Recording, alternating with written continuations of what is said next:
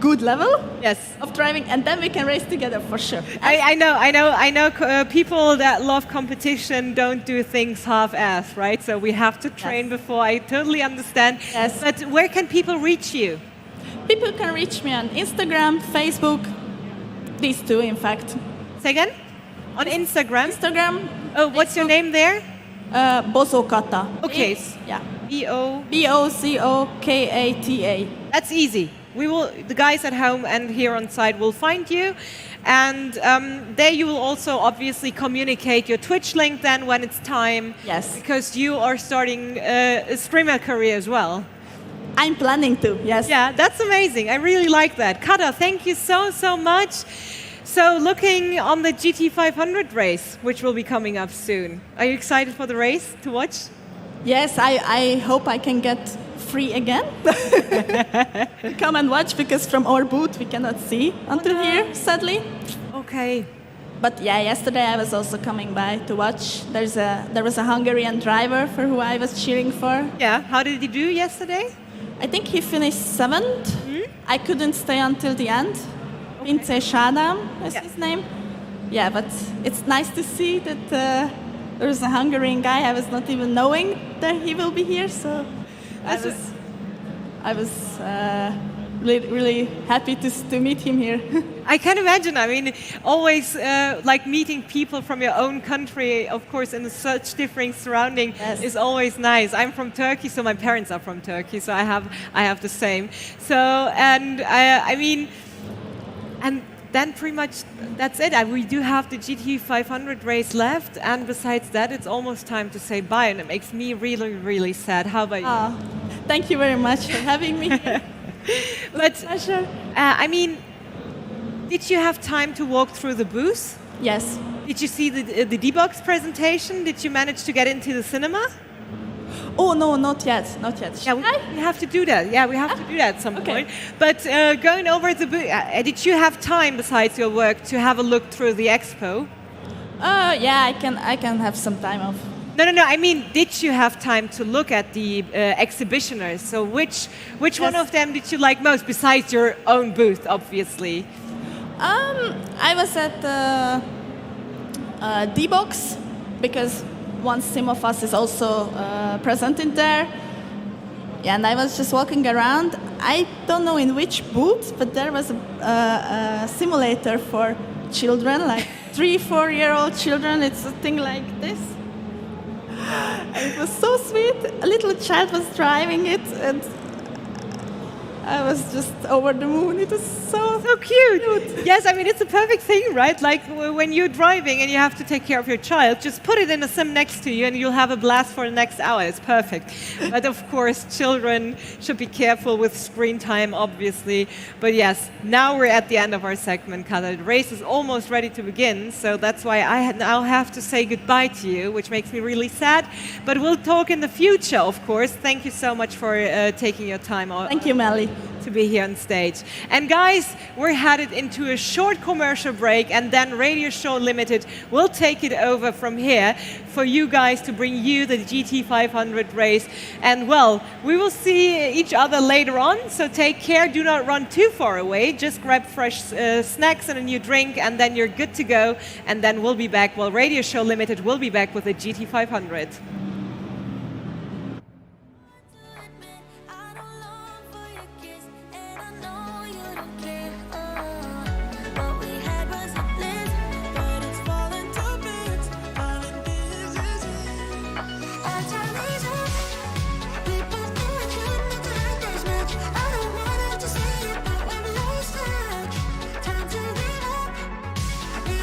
Just wanted it to work too much. I wanted to say it, but I'm lost.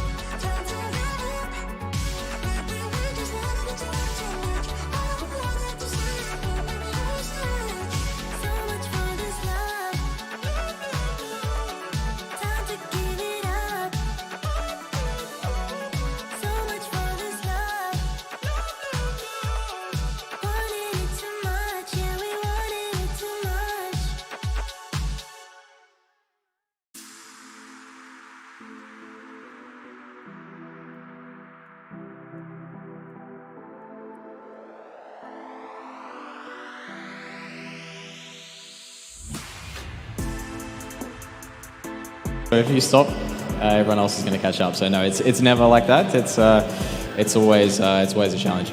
Any learnings from today for tomorrow? Sorry, what was that? Any learnings from today for tomorrow?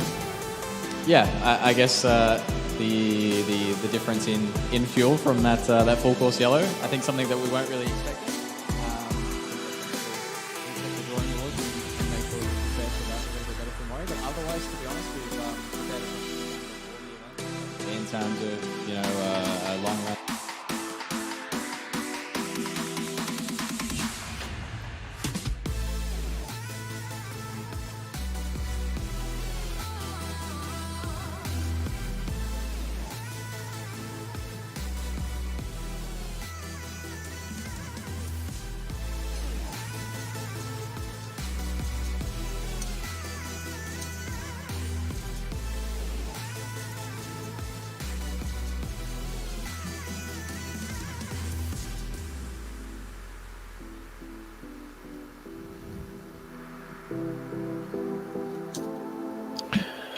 Well, hello everybody, and welcome along to the GT500 main race. It's John Hindhaugh in the Radio Show Limited network booth. Grid is being set up even as we speak for the 2-hour race. Note straight away that the Biela Racing team have been demoted down to 19th position for the number 5 racing team, Euronics. It's VRS Coanda Sim Sport, number 80 on pole position. This was from the quali race yesterday, and it's Coanda and BS competition on the first 2 rows of the grid. Then Marla and Urano. IAS SimRacing, the Swiss Ferrari team, Phoenix Esports Red, then Yas Heats and Esports on row 5. 6 is Racewerk and Raleigh Racing. Heusingfeld 148, really good run through the pack yesterday. They'll start P13 with Fire SimSport, then Phoenix Green and Nürburgring Esports powered by Ringversiert SimRacing. Then Williams Esports and BMW Team GP had a horrible qualifier yesterday. The 55 car caught in an early accident. Then Biela down in 19th position with Josh Thompson. With Josh Thompson in the BMW. Biela Racing Team Euronics in 19. So that grid not actually quite correct after the demotion. Deutsche Payment at Race Union in P20. Then at Sim Racing Academy 21. WS Esports in 22. 23, the talent development, T3 Esports, Lamborghini, 2 Digital Motorsports in P24. Sherbert Motorsport Esport in position 25. RC Helton in 26. And 27, RN Vision, STS Sim Racing Team. So that's how they will line up. It will be on the front row, the Rogers and Barneveld battle, which I'm looking forward to see.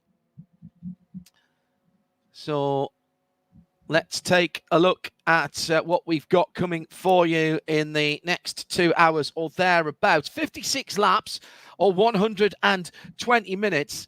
It is game time is now, is the daytime. Here on the 17th of September on the Nürburgring Grand Prix circuit, which is the 16 corners, just over 4 kilometres around, 2.5, nearly 3 miles of the track. It's been a very interesting warm-up. Been watching the times coming through, and VRS, BS competition, the 2 teams at the front of the field have been very consistent indeed at the front of the grid. So at the moment, although everything's on dynamic, the weather is good. Mostly cloudy, we're being told, for the weather. Track temperature 19 Celsius, that's good for the tyres.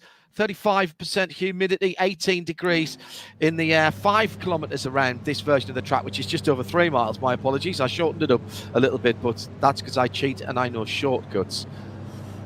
So the sprint race yesterday set the grid, and it was highly fought and competitive yesterday. Thoroughly enjoyed that one. We're in this GT500, it is all GT3 cars and represented Porsche, BMW, Audi, Ferrari, Lamborghini, the best of the Lamborghini T3 Esports number 71 car in 11th position. And we will have pit stops with multiple drivers, and there are incident limits as well. We'll keep you abreast of those as race control tells me about them here into the broadcast centre here for Radio Show Limited. Great to be back with you again, and thank you for joining me and the team over the weekend. What a fantastic job it's been by everybody involved in the ADAC SimRacing Expo presented by Coanda at the Nürburgring this weekend, whilst the 1000k was going on as well. Often hear some of the car noise in the background. Very envious that I couldn't look at some of the young timers going around there. That's very much my cup of tea in terms of racing nowadays, the older cars. And it has been absolutely a fantastic event. And all of our exhibitors, thank you very much indeed for being with us this weekend. And a special thank you to everyone at Nürburgring TV and all of the techs involved in putting our races together. Always a pleasure to work with our colleagues at Nürburgring TV, which we do on a regular basis for both virtual and the real world, particularly to my coords Marina and Michael, who have ensured we've had a steady stream of information here in the Global Broadcast Centre. It's a huge team effort to put something like this together. Just waiting for the cars to roll on the Nürburgring Grand Prix circuit for their warm-up lap. It will be a rolling start. Got a couple of minutes to go. So the key points here will be tyre preservation and keeping the car undamaged. We're on the iRacing platform, of course, and can't always see the extent of the damage, but as you know, to your cost, I am sure, if you are familiar with the sim, the key to having a good race is absolutely to keep the car in as straight a condition as possible, because even if we can't see it, the likelihood is that it is going to cost you performance, and that is a real issue in these longer races. We saw some really good tactical pit stops and strategic moves being made in the short 24-lap race yesterday. We're basically doubling that and a wee bit more with 56 laps or 2 hours to go in this race, and then we'll crown our champions with some interviews at the end of the race. Cars just lining up on the timing screen. See everybody getting together and logging in. We have the pace car to lead them around. So just recapping, VRS Coanda were first and second qualifiers in the sprint race yesterday, which set this grid for the long race. They were split ultimately by the BS competition, the Bureau Sud competition, BMW. And well, that will start on the outside, the front row. So 80 from 91, Porsche from BMW. Second row, 18 from 89. Guess what? Porsche from BMW. The cars are rolling now, by the way. Then the Marla Racing Team, BMW, is alongside alongside the bright red Urano Esports, number 90. Now that car did get involved in an incident early on and caused a little bit of a kerfuffle.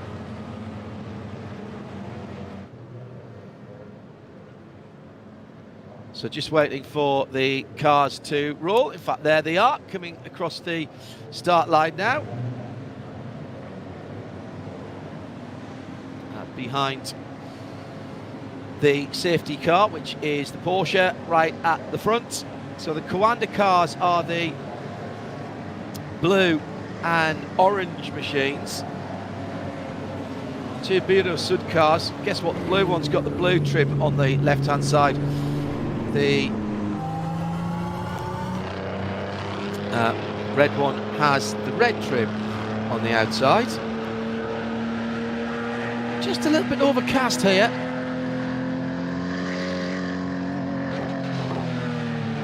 Talking to Nick Damon yesterday, my co-commentator, about the tactics on this warm-up lap. And there's really very much a split thought about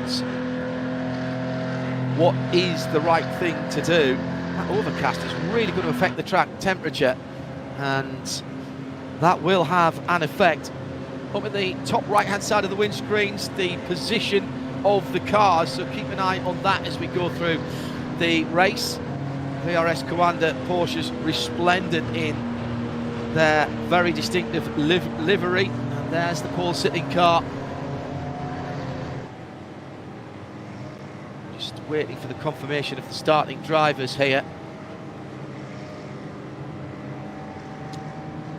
I think for Coanda,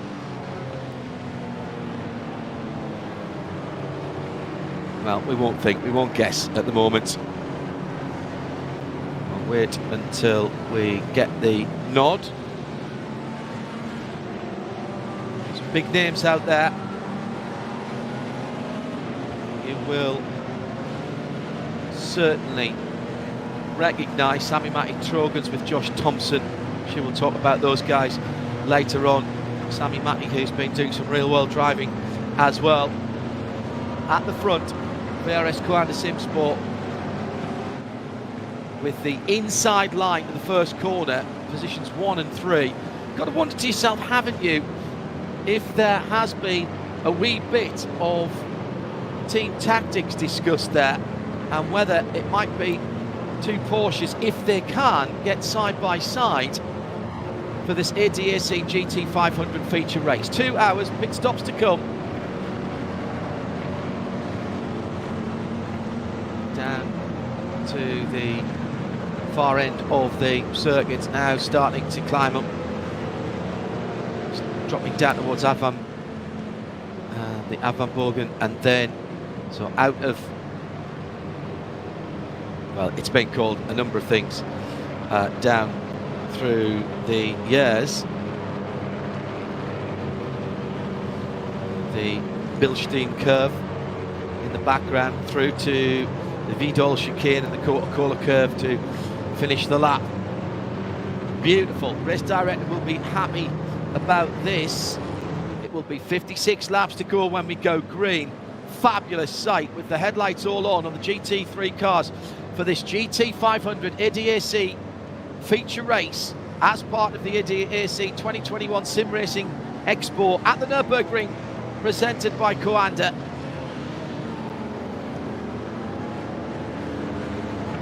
Now, when do you press the right-hand pedal?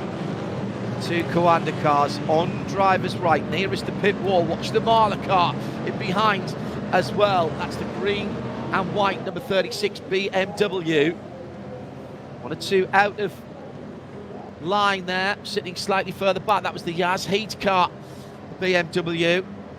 Porsches versus BMW at the front of the field. First Audi is the Urano Sports number 90, the red car that you can probably see about 3 or 4 rows back, 4 or 5 rows back. This is a very long way, almost to the line now, and there we go, and the two Coanda cars go from the inside. That was a nice coordinated manoeuvre, but Burnout, the PS blue car, trying to get across, but it's going to be the Coanda cars, I think, that do get that first and second position. Brilliant stuff. They could not have choreographed that better, but here comes Burnout down the inside. Barneveld looking up the inside of the 91 car.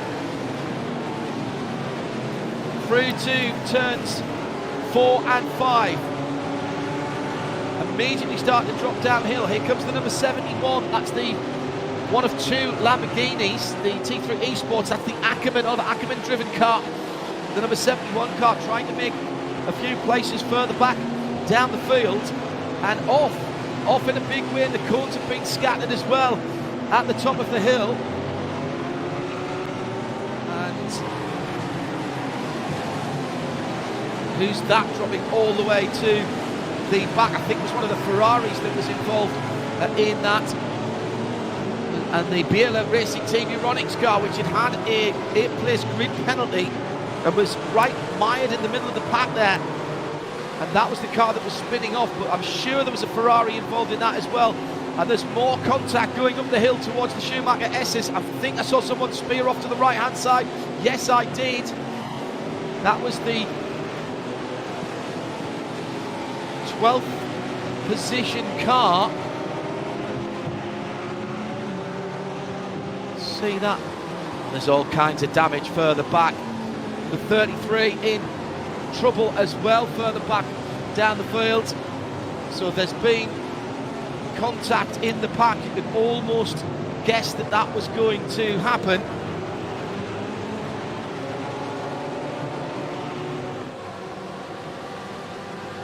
The two Coanda cars have got their job done. First and second across the line. Rogers from Østgaard. Marla Racing Team, did I or did I not say watch out for that green and white BMW? Slots into third position ahead of the two SBS competition cars, Barneveld and Kesselhout. Then it's Nasa, Hochstadter for Urano and Phoenix. Let's see if we can work out what was going on farther back down the field. So number 83 Relay SimRacing car, 83, that was the car that we saw after the Schumacher S's, and that was just on their own. That was the Andreas Fink car that went around. That was just cool tyres. And a huge amount of tyre smoke. So first, second and third just breaking away maybe a little bit. Then the two BS competition cars. Lugano, but further back, 72 is Team Racework Red. It's the Anschlag driven machine. The number 72 is the Porsche from Racework. 10th position for that car in a great scrap as well.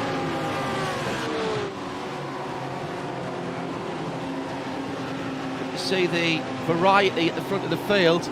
Two Porsches, three BMWs, two Audis, a BMW, a Lamborghini and another BMW in your top 10. Fire Sim Sport number 27 with the Racework car right up the tailpipes, and in behind them that's the Heusingfeld car, isn't it? Yes, it is. Heusingfeld in 12th position, doing a very good job indeed in the sprint race yesterday. They did not qualify where they wanted to. Heusingfeld then has made up a position from their grid start here. I'm fairly certain they were down in the 20s when we started yesterday. Used the early full course yellow and the pit stop strategy very nicely indeed to get through. So can we dare settle down for a moment? The battle for second position, Østgaard, Biko, Barneveld, Kesselhout in very close proximity at the moment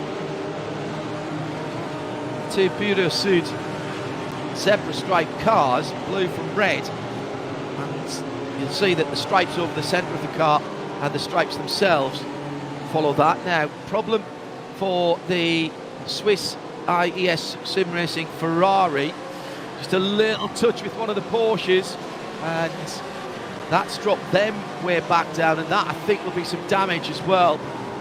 So the 126 has dropped, the 159, excuse me, and that's the Amosa driven car down into 26th position.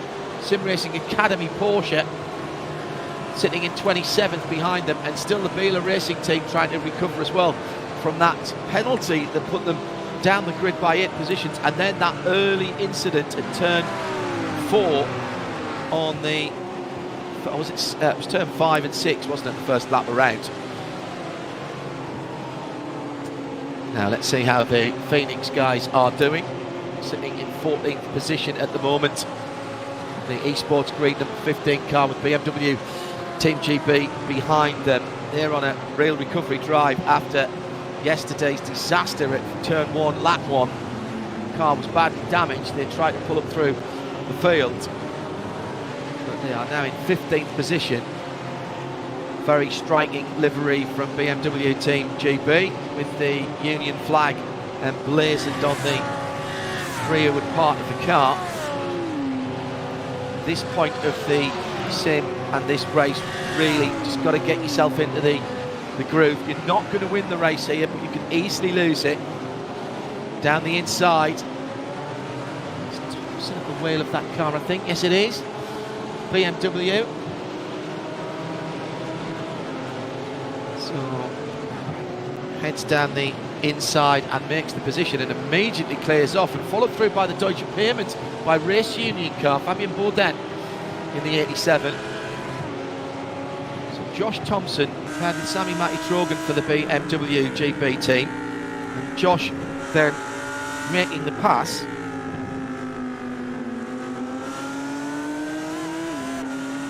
So a position made up to 14th. 15th Deutsche Payment Race Union following through there, and another one of the BMWs, Florian Bourdin with Marvin Otterbach driving together today. And again, here's the other question: when will we have a driver change? Will it be every stop? Will it be a double stint and a single stint? I think these cars should be able to do getting on for half the race if it's full tanks. I didn't see in the race facts was anything about the fuel level.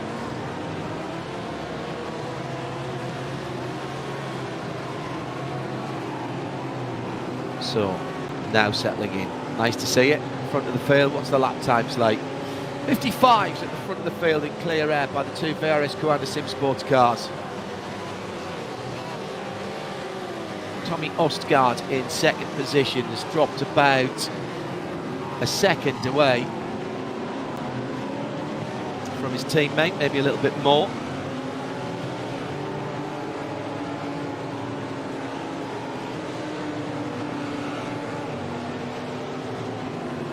Early doors here.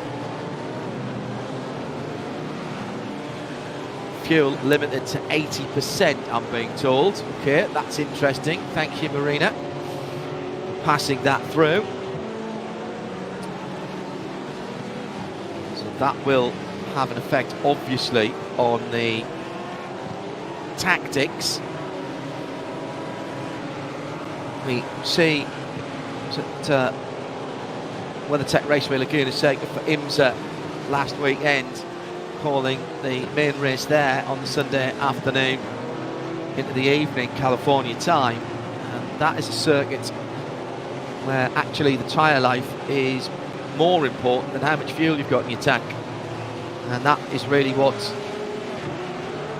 dictates the stint lengths. Will be an element of tyre management here as well. Cars with just 80% of their fuel load.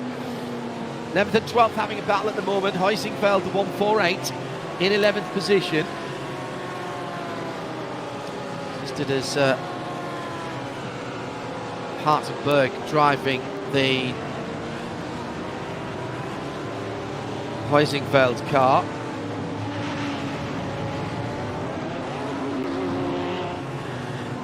And the position changing there as through goes the 50.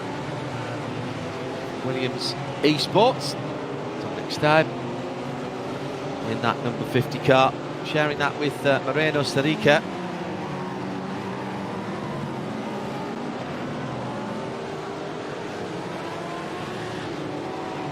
Now the battle for second position is back on again. VRS versus Mahler, Porsche versus BMW, classic there immediately. Still over 50 laps to go.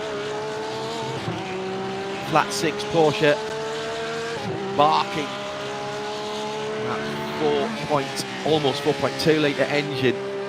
That's as big as that block can go. Talked to the Porsche engineers at Le Mans when they introduced that engine for the RSR 19. I said, why is it 4192 or something like that, and not actually exactly 4.2 or 4.199 or whatever it is to keep it under the limit? There's some description. I didn't think there was anything in the regulations.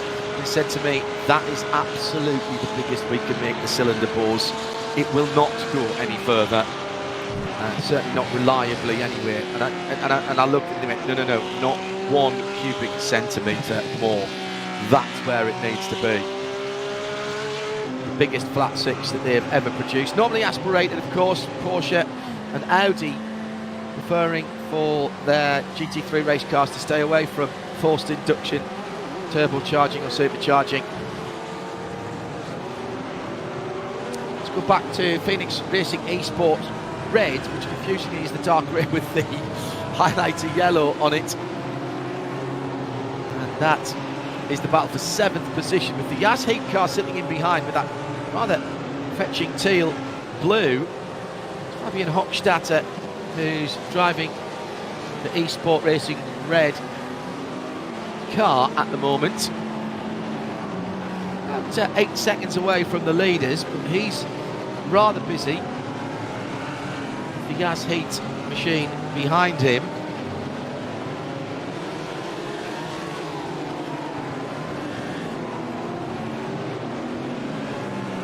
There. At the moment, just dropping away a little bit from the Milano Sports red Audi, which is almost on the back of the 2 BS competition cars. So now we've got into a rhythm. In fact, is on the back now. So that's Louis Larser, and we've got now second down.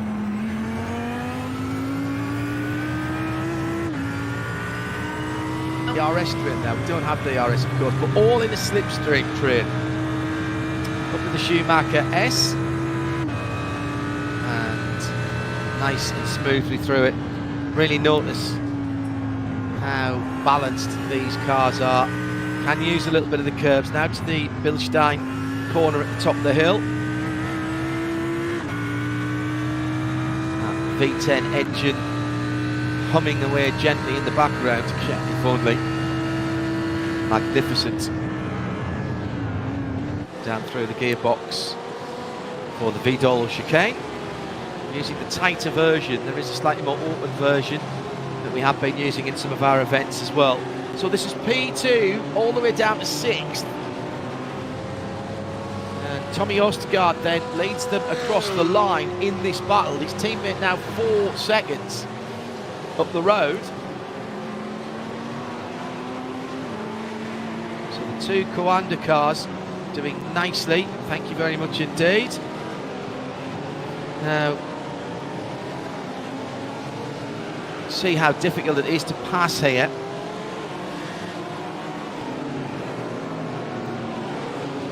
And of course, what you don't want to do is get incident points, or more importantly, I think here, all of these drivers very good indeed. I think it'll be damage, because even small damage here, GT3 in esports as well as in full metal racing, balance of performance that allows very different cars that are coming from different philosophies.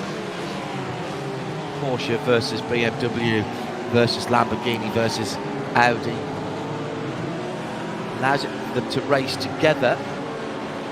That does mean that they are very small percentage gains and losses.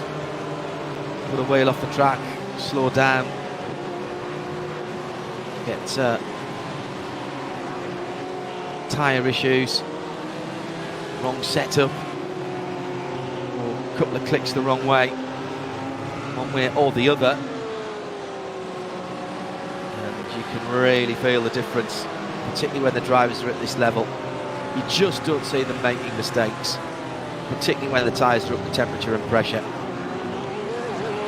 Into the Vidal chicane and through it, touring car line across the second part, the right-handed part.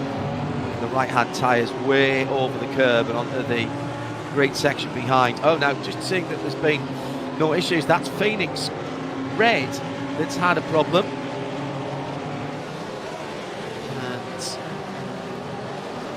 Looked to have been off track there for Fabian Hochstadter.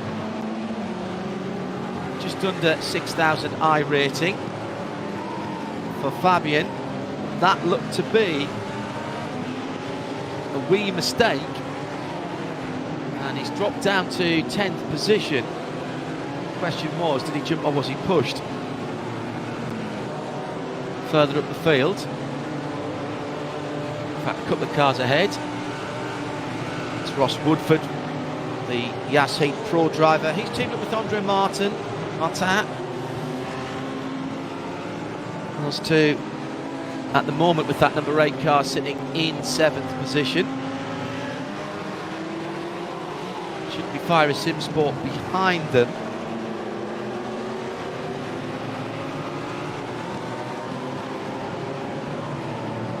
Nasser Bak and Mikkel Garde. Mark Christensen also listed on that car. So the teams do have more than a couple of drivers. Although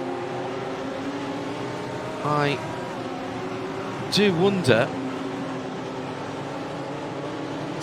just how many they will use in this race.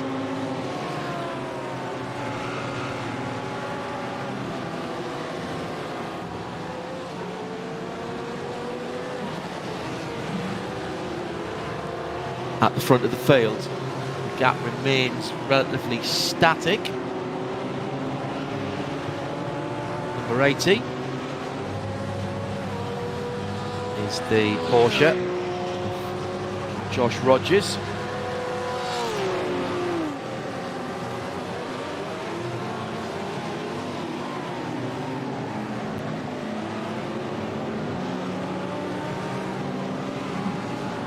And then this great battle for second on down. It's stalemate at the moment. Right, let's have one of our Huizinfeld replays. This is the super slow-mo through the Vidal chicane. Tell you what, they are really using the curb on the way in there. I have a smile on my face. I hope you can hear it in my voice because I'm enjoying this massively. The level of talent and concentration that's been shown here by all of our drivers. As I think many of you know, here at Radio Show Limited, the team behind Radio Le Mans and IMSA Radio, and indeed the English language coverage at the Nürburgring for NLS and Nürburgring in DSC 24 Hours. We've been involved in esports since before it was called esports, going back a long way. And it's been great to see the explosion of interest over the last couple of years. Together, along with iRacing, the IMSA Pro Series at the start of the lockdown in the US, which got some of the teams racing. BMW in particular taking that very seriously. Williams Esports team there with that BMW sitting in 11th position at the moment for the number 50. Stein behind the wheel of that car. Great to see the real world drivers as well getting involved at that stage, and many of them have stayed involved.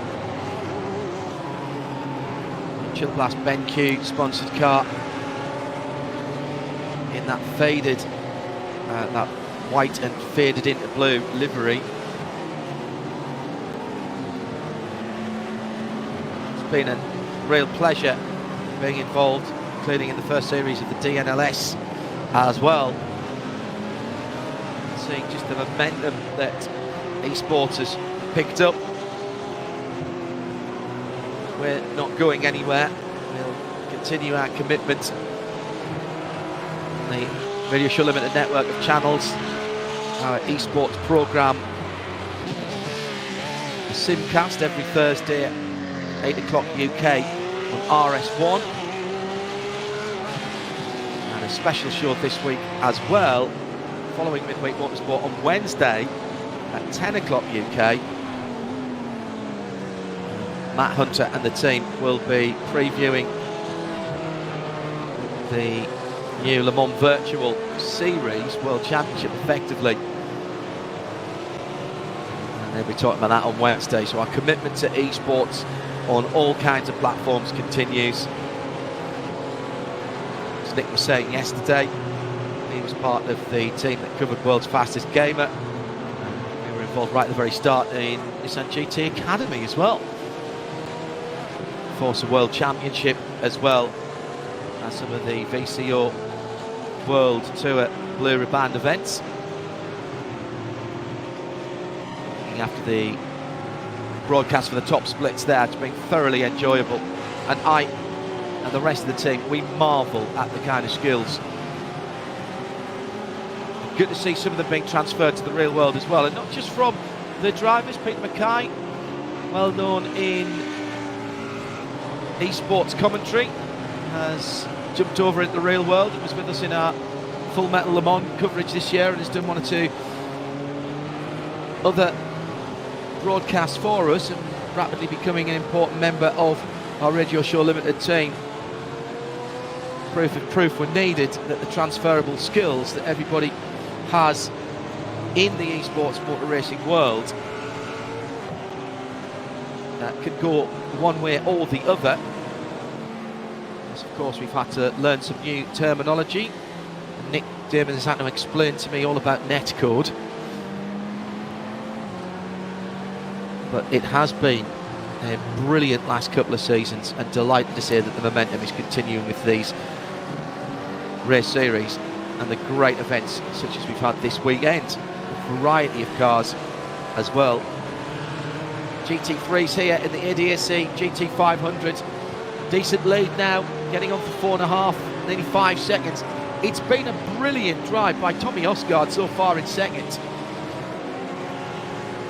In fairness, the Marla Racing Team BMW in third place, the number 36 car for Alessandro Bico, has not been able to really put a concerted move onto the second place VRS Coanda Porsche.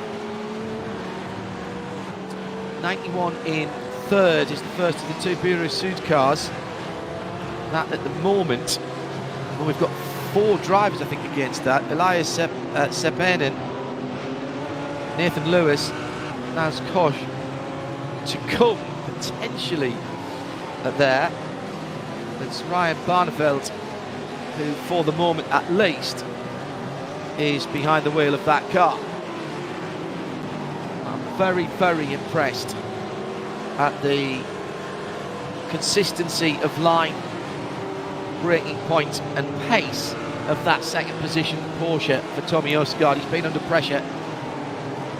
Lost second place briefly at the front at the start of the race, should I say. Bit of a battle early on. Remember, the Coanda cars were first and third, with the Bureau Sud second and fourth. Actually, the big winner there was the Marla Racing Team and Alessandro Bico, who came through from 5th on the grid to take up that third position, which he has held pretty much from the first couple of laps. So it'll all be about the fuel and tyre numbers now, with 44 minutes to go, 14 laps completed, and this is where team members come into play through the Vilstein curve at the top of the hill and Van Bogen and into Vidal chicane. Oh, big hit of the entry curve there by Tommy in the Coanda Porsche. I'm sorry, yep, VRS Coanda Porsche.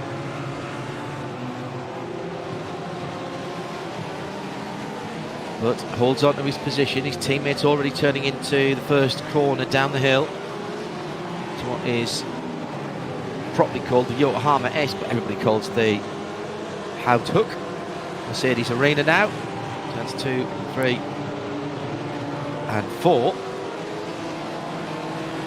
All the way out to the edge of the red and white curve for that second place car. Real game of cat and mouse going on here for these positions at the front of the field. Last lap of 55.9 for the leader, ekes out a 10th or so.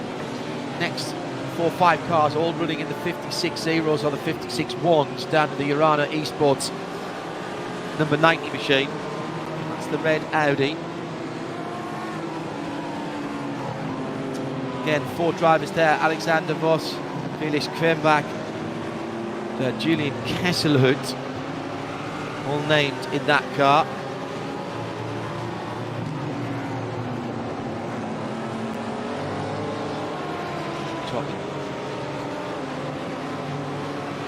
So that's interesting, because is the case. No, I'm reading the wrong line. Apologies. Nicholas Laubish, Daniel Scrivens, Daniel Pasdor, and Louis Naza. I was one line too far up.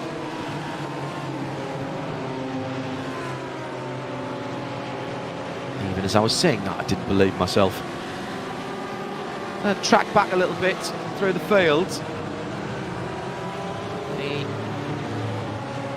Battle, again, these little battles just building up now.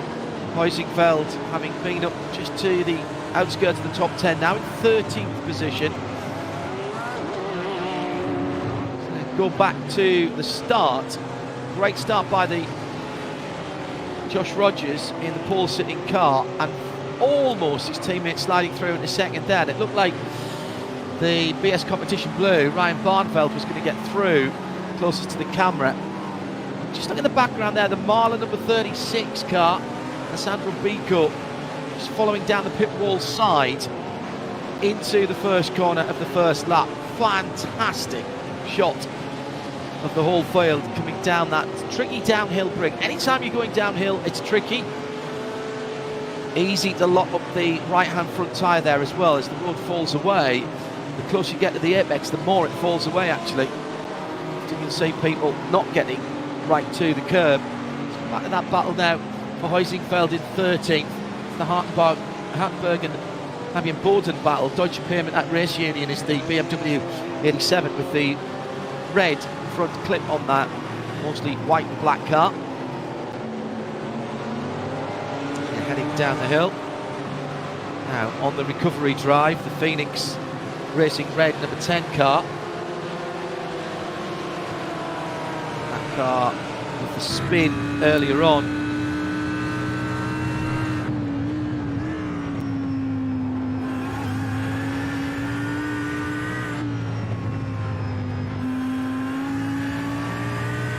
Board with Fabian Hochstadter as he looks at the back of 8th position Yas Heat.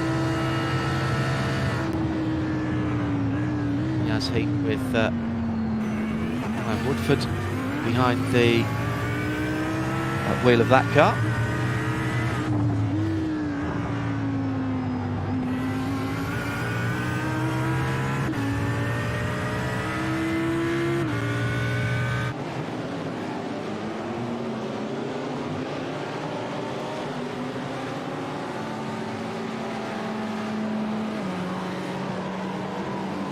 Now side by side again, down into turn 1. That really does seem to be the favoured overtaking manoeuvre. Phoenix Racing with in behind them the Yas Heat car. That's 8th and 9th now.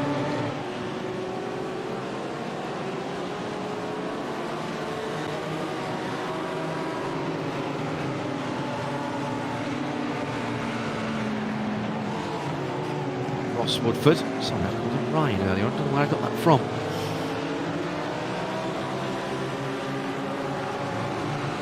As through has gone Fabian Hochstadter. Now next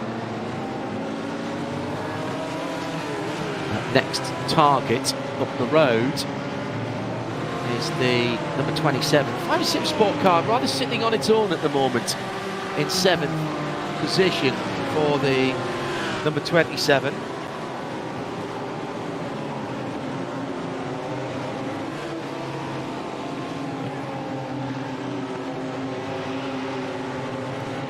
Will be the next target. P8.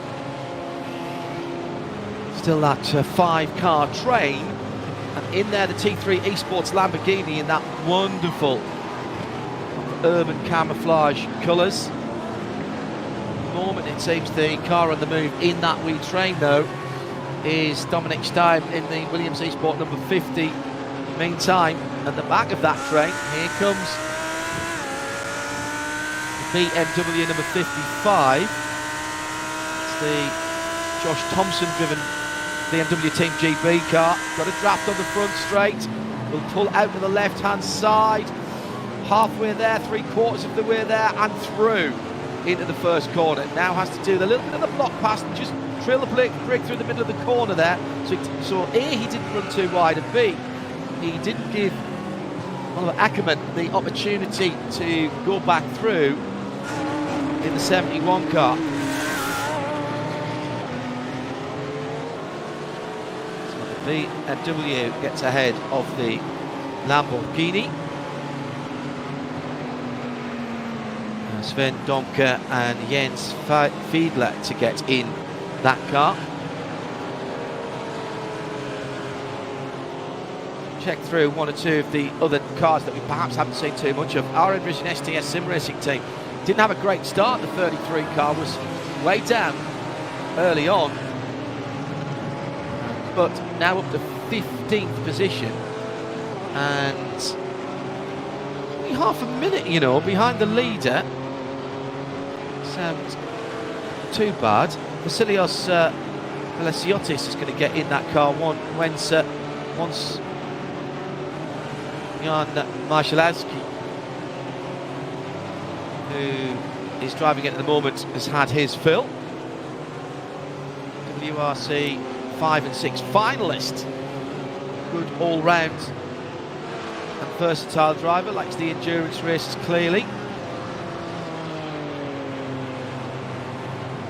Now just has to get the head down after that early trouble and try and get into the rhythm, make up some positions.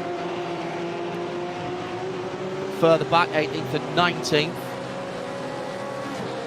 WS Racing Esports Porsche battle with Riley Sim Racing, 99 and 83. Andreas Fink in the Riley car, 99.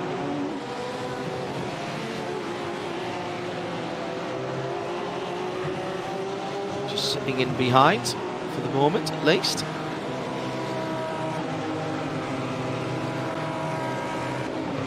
That's Tilbeam.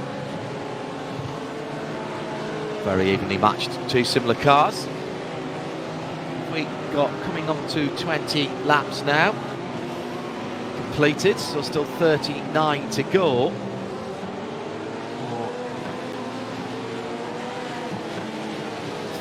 38.4 laps, my timing screen tells me to go for the leader. Still that overcast condition, keeping the track temperature down just a wee bit. This battle at the bottom end of the top 20 between the two Porsches. Who's in behind them? Because I think they're closing up a wee bit. Ah yes, now this is the Biela Racing Team Euronics. They've had a rotten start. Demoted for track limits in that number 8 car. So started just inside the top 20. Then there was an incident early on.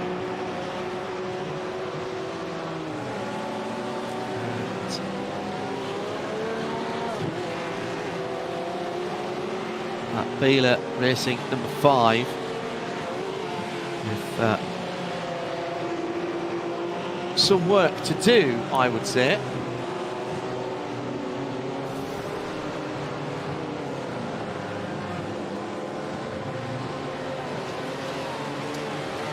Going through to the teams, as I say, at the bottom end, the top 20, the GT tyres sponsored by their SimRacing machine. WSE Sports behind, that's 18th and 19th that we're talking about. Till them just leading that pair, and ahead of them is the Porsche number 888 of Nürburgring Esports, powered by Ringversiert SimRacing. 888 car.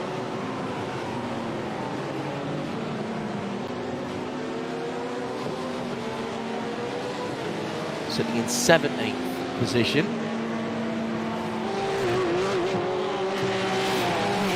And the team name so long on that I don't get a driver tag on the screen for that. So apologies. But it would be one of Patrick Jasinski, Dennis Schaefer, I think, down to drive that AAA car. Their full name, Ringbasiert SimRacing in Zusammenarbeit mit der Nürburgring Esports GmbH.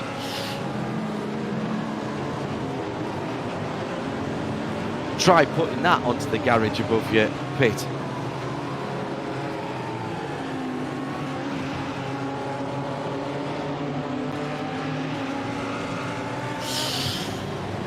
"37 laps to go." Rather feel this is like the opening rounds of a heavyweight boxing match. A bit of sparring going on, 1 or 2 points being scored, but no knockout blows being landed at the moment. Team BMW GB side by side with Yas Heath through turns 3, coming towards turn 4. The GB car, if it can stay on the outside, should have the advantage for the next right-hander. Goes through. That's 10th position.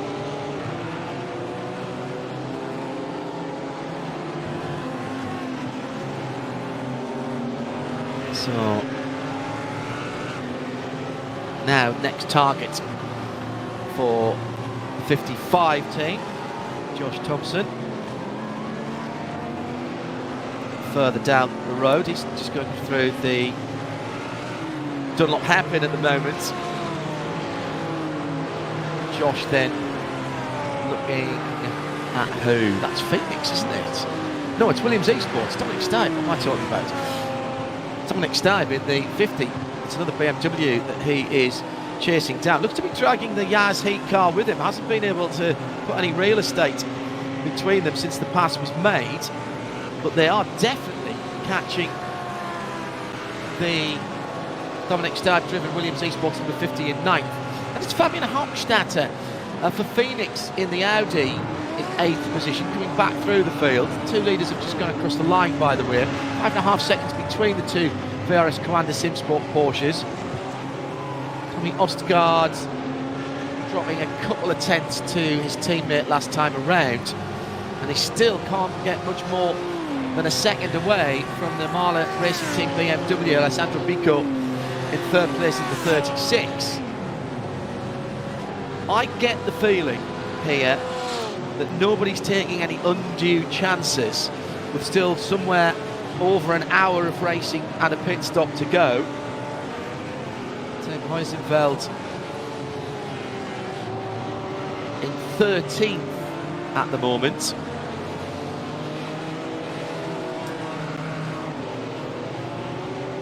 In that Porsche. I think we've got to keep an eye on them because they've really used the strategy nicely yesterday in the shorter race. And it played into their hands. They didn't get the best qualifying session. Well, we haven't seen the Schubert Motorsport eSport car yet, so let's put that right. With the white wheels on the number 19 BMW. That's 16th position for that car.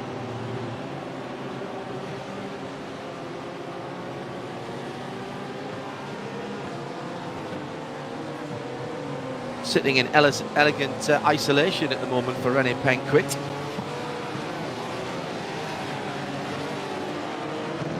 Triple 8 is that green, black and white Porsche that I said yesterday sort of reminds me of the Black Swan colours.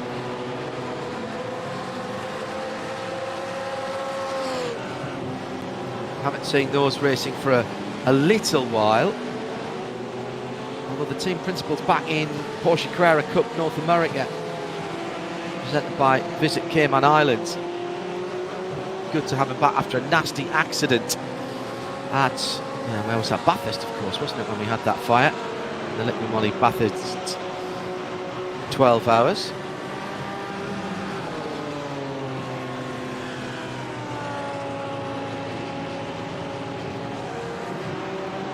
Tim Pappas, the driver I'm talking about there.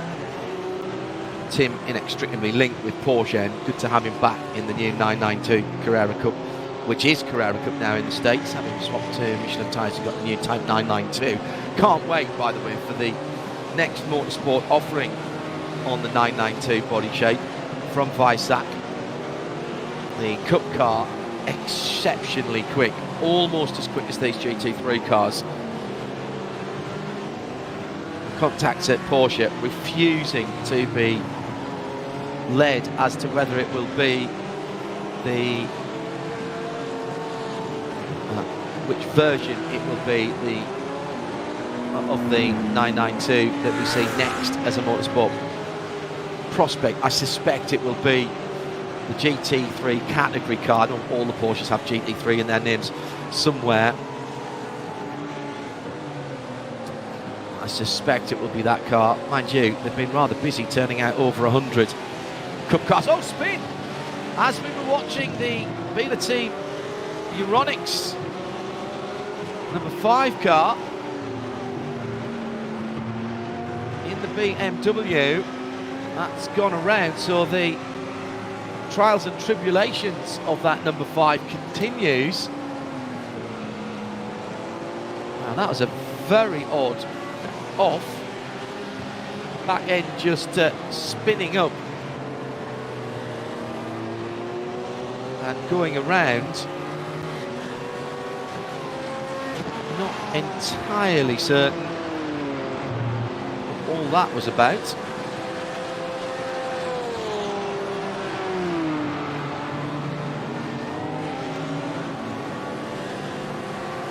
However, nothing hit.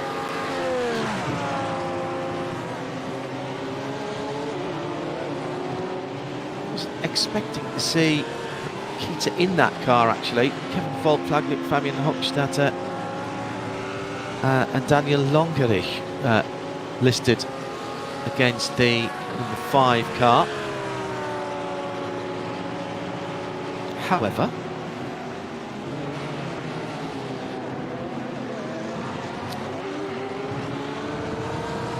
originally that was to be an Audi, of course, as well, which rather threw me out. I thought they may have even run the Audi yesterday. I could be wrong with that.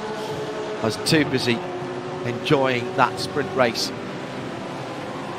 At the front of the field, it is still, for the moment at least, just under 6 seconds between the two VRS Coanda Sim Sport teammates. Rogers from Östgard, Tommy in second place, has managed to get over a second gap to Alessandro Bico for Marla. I think that's the first time it's been 1 point something. And of course, as I say that, it's just dropped back a little bit. Ryan Barneveld next up for BS competition. Top 6 made up by the competition Red and Arano Esports. So as you were, 10 seconds now between the first 6 cars. And that battle that saw such close racing from second down to 6th, just opening up a little bit with the Tommy Osgard Porsche having made its bid for freedom there. So now the driver having to defend is Alessandro Bico. Another little battle pack further back down, 8th, 9th and 10th.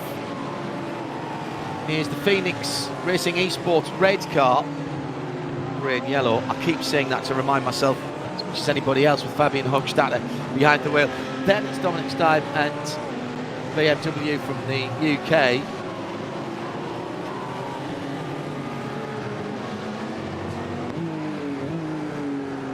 Going along quite nicely for Josh Thompson. Now Lamborghini, only 2 in the race, both from the T3 Esports. 71 is Oliver Ackerman, who's driving that at the moment. He is staring very much at the back of the Yas Heat number 8.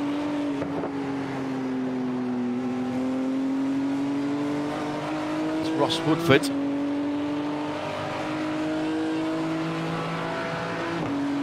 Lambo maybe getting a little run down to Van Bogen. Will they have a look down the inside? That's a bit half-hearted. However, discretion, the better part of valour, I would say there, for Oliver Ackerman. Closes up in the Coca-Cola curve with the Dorrance Hotel to driver's left there. Yes, many a time I've been woken up in the early morning by race engines getting fired up, and you know what? Don't mind it at all. Down to turn 1, Lambo not close enough. Bit of lift and course there, was there? From the Lambo. Sounded like a bit of overrun. Oh, this is brave. Into turn 2 and 3, but again, not quite there. Tell you what though, the Lamborghini is able to trace a tighter line through quite a lot of these corners. Not sure what that's doing to the tyre wear, or whether that is in fact a ploy by Ross Woodford. Let's go down to the bottom end of the top 20, 17th, 18th and 19th. Nürburgring Esports, Riley SimRacing, WS Esports. That is 888, 83 and 99. Sort of in a battle. Second to 2 of those. See, that's something down there. Yeah, 17, 18, 19.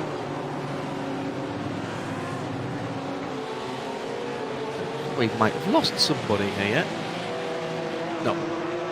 We've had a change of position, is what we've had. The 83's gone through, Riley SimRacing. So Andreas Fink has gone through on Till Babe. So that was a battle we were watching early on. Just looking at the windscreen numbers there, thinking that can't possibly be right, because I know Till Babe's not in 20th, he's in 19th. So that was a change. I think ahead of Babe now. Maybe. And just a little bit further up the field, that's 11th and 12th place battle. Ackerman and Ross Woodford go across the line. Behind them, Heusingfeld, 148 Race Union with the Deutsche Payment card, Fabian Baudin. Those two trying to close in. Not even at half distance lap, by the way, by some margin. So we've just coming down to about an hour.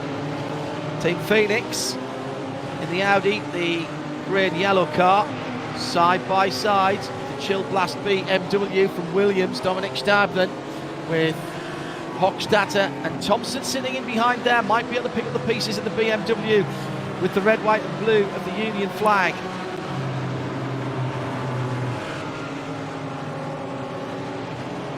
Thompson looks to the inside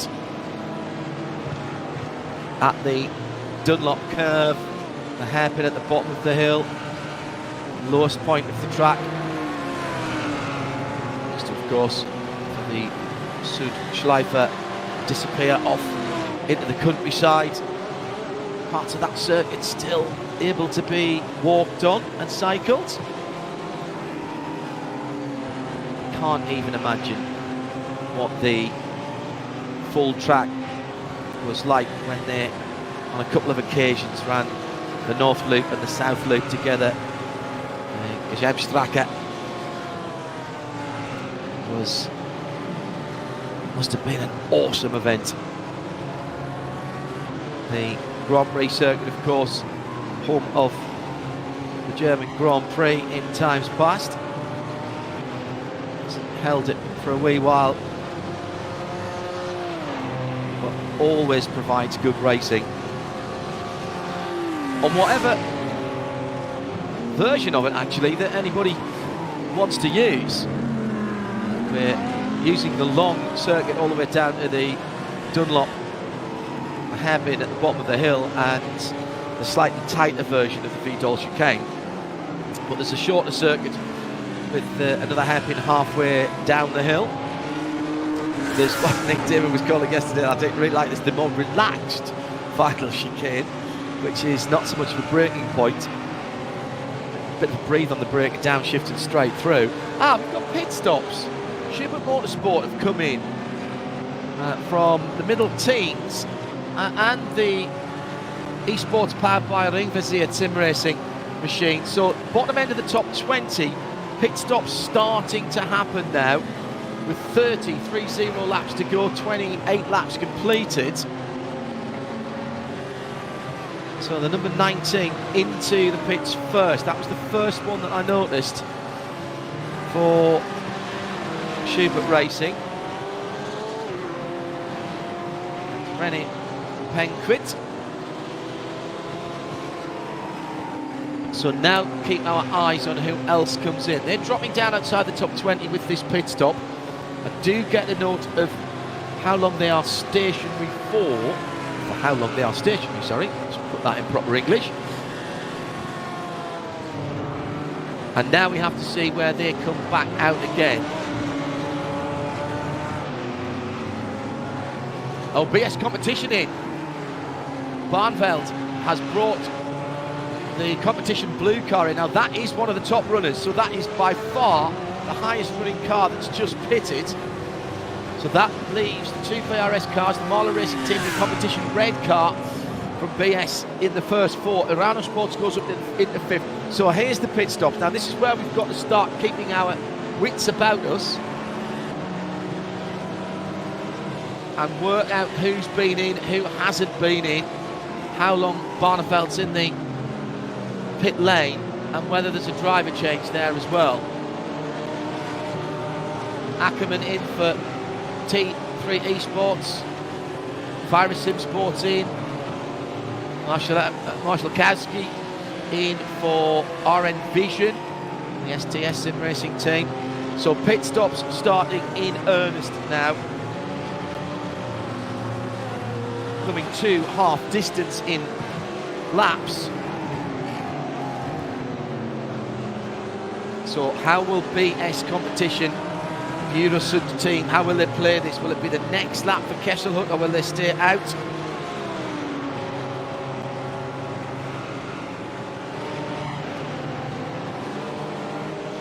Fascinating stuff. Here's where the strategy comes in. They'll have talked about this beforehand.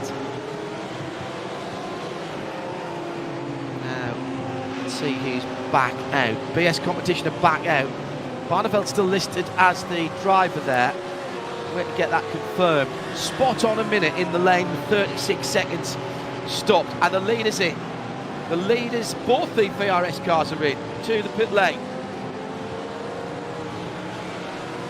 So, and following them in, Alessandro Bico as well for Marla.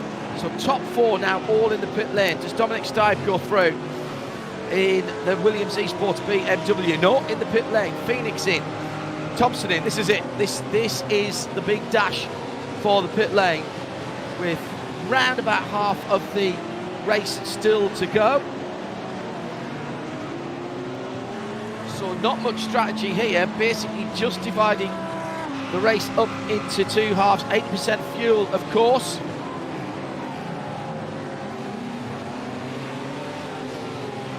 Cars sitting on the pit lane, two VRS Commander cars easily spotted there.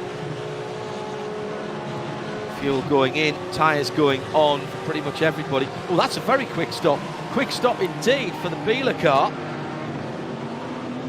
There, I think we're in the Euronics at Beeler car. I think they were just on the end of the lead lap there, and they will get out in front of the leaders, but the Eurosud red car has passed the two Porsches in the pit lane. So was that a bit of fuel saving that went on? Marler and BMW, oh, it's a touch! And the Eurosud blue and the Marler BMW's touch, and they've both gone off the track. So all that hard work in the pit lane has gone awry halfway through the race. GT500, the ADAC GT500, absolutely coming alive.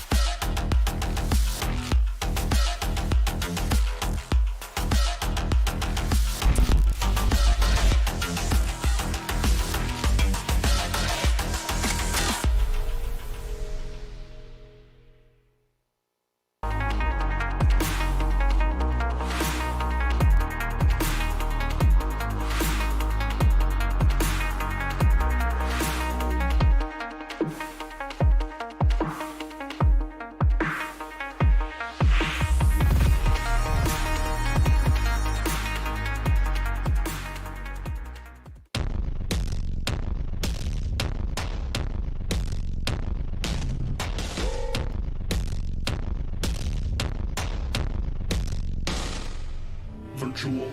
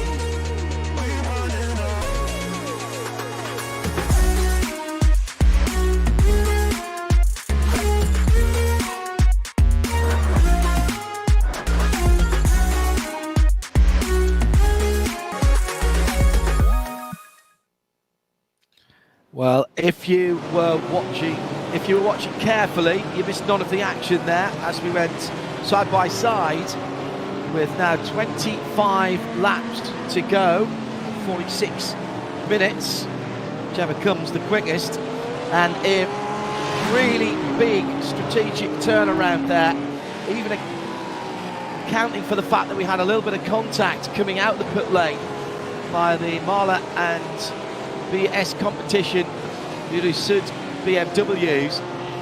It is BS competition who got the advantage, but Rano Esports have been in and out of the pits as well and are still scored in the lead in the red Audi number 90. BS competition in second with the 89 BMW, Porsche third with VRS 80, then Mahler Racing Team, then BS competition blue. There were the two cars that came together. Nasser across the line in the lead car. Top six made up by VRS Coanda SimSport. It was Tommy Osgard whose car really lost out there. Came in second, went back out in sixth. Now, what you've got to ask yourself is, did everybody get enough fuel in to get to the end, or are we expecting a splash or some kind of tactical ploy before the end of the race? Because the pit stop for the 18 car was fully 14 seconds longer than everybody else. In fact, the two Porsches, fastest pit stop stationary, 36 seconds for Urano, for a pit lane time of just over 59 seconds. Everyone else about the mid-36s. BS competition, a minute in the pit lane, 102 for Mahler. Second of the competition, BS competition cars, and also a minute, but a minute 13 and a minute 14 for the two Coanda SimSport VRS cars. And that's what's cost them track position. So the question now is, with 24 laps to go, can they make it up on pace? Do you take the track position over running full rich to the end? Full speed to the end. It's a tough one, isn't it? It really is. So let's see if we can pick up the leader. There we are at the front of that little gaggle of cars. Within that, there's some lap cars. So the red Audi cresting the hill now is our leader. Second in that line is the second of the E3 Lamborghinis, and that's a lap down now, just outside the top 20. Then I reckon behind that, is that the Swiss team?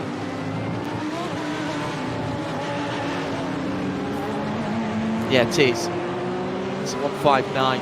The AES SimRacing Schweiz. Swiss team, Hopswies. The pop. Having my wife's late mother, very proud Swiss. always have a cheer for the red and white flag of Switzerland. 143 right in the middle of that gap, SimRacing Academy, right in the middle of that group, should I say, coming through, and with faster cars around them. But look at the pace of these cars that are desperately trying to stay on the lead lap here. 143 Porsche down in 23rd position, and right behind it is the second of the VRS Coanda, the leading VRS Coanda SimSport Porsche now. That was the pole sitter. Third position now though for that Porsche, courtesy, as I said, of a much longer pit stop.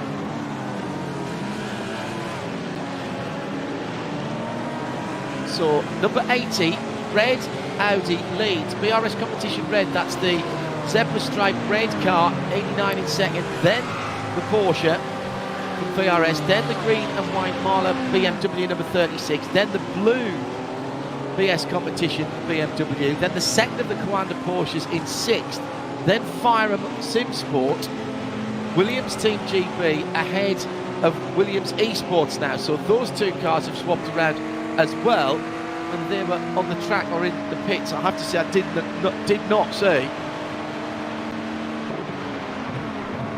a battle in amongst that leading group for 2-lap cars into the Vitol chicane. You cannot get much closer than that.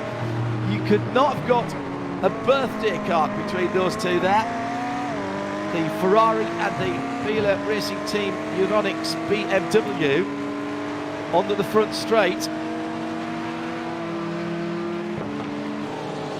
Down towards the first corner, can the BMW pull out? Not close enough. Simple as that. The Coanda Porsche in third, stuck in this traffic. So now we've got the real essence of endurance racing. Traffic, and particularly in single class racing, as the Biela car goes down the inside of the Ferrari and takes that position. That's up to 21st for the Euronics car. Maybe just a little mistake by the Ferrari there as well, and that might like the Coanda Porsche come through with the Marla car lurking in the background as well. That's their third and fourth. The essence of endurance racing, and particularly this single category racing, is having to deal with traffic that is actually not much slower, if anything at all. Good driving by the IAS Swiss Ferrari, flashed the lights from the Marla BMW and dutifully steered across to the right hand side as they were coming down the hill to the Dunlop hairpin. It's one of the things that scares me rigid about real world racing with big fields of just one class like the Spa 24. There's hardly any performance difference, and everything has to happen between turn in and apex, and that's why you see such big accidents there. Really scares me, that race. And we're seeing it here played out perfectly well with cars that are BOP'd, of course, to make that exciting racing. But when you're working your way through traffic, having their own battles, doesn't matter whether it's a pro or a gentleman driver, the cars are so evenly matched. On a big track, you've really got to have 2 or 3 seconds pace advantage at a place like Spa to be able to get a pass made easily. Probably a little bit less here. Big slide by the number 55 BMW coming out the final Coca-Cola curb, just about stays on. There is an incident limit here, but I'm not seeing anything on the race control to say that anyone has been warned or pinged. That may come into play at the end if it won't. And why I'm saying that, these guys are too good for that. Good heavens, we did the Nürburgring 24 hours and people didn't at the front of the field, having doing 4-hour stints in the VCO series. In the World Tour, people didn't get anywhere near their limits in 24 hours, doing 4-hour stints during the middle of the night. Extraordinary levels of concentration and stamina by these drivers, so this is a mere sprint by comparison. So Urano Sports then leading from BS Competition Red. It's nearly 3 seconds then between those two, Commander Sim Sport, the pole sitter, the Porsche that won the qualifying race yesterday in third from Marla. BMW from BS Competition Blue, BMW from VRS Porsche in sixth. 11.5 seconds between the top six at the moment.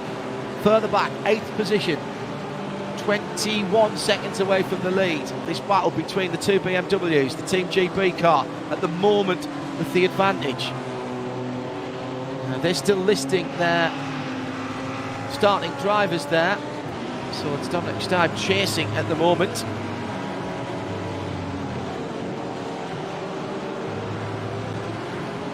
Coming down to the last 20 laps next time around, or 37 minutes.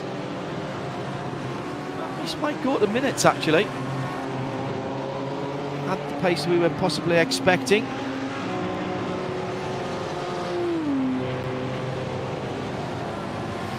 Yeah, my timing screen predicting just under 19 laps to go, so possibly get the full distance in. Just depends where the leaders are when the 2 hours is completed. Check in with some battles further down the field as the leaders have gone across the line again. But it was whatever happened in that pit stop sequence, the Urano Esports was in 6th position for that Audi before the stops.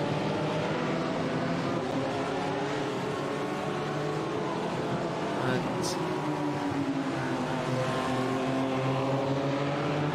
has managed to turn that into a 3-second lead.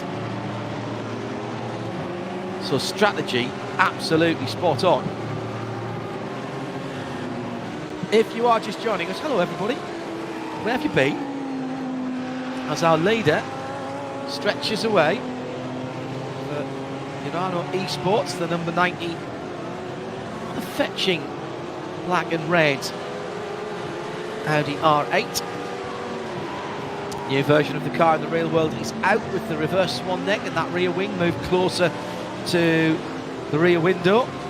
Saw it in competition at the Hankook 24 Hours of Barcelona a weekend ago. Work done on the aerodynamics of that car as well. Strikingly different rear wing mounting when you see it. If you haven't already, go and look it up. Across the line then for the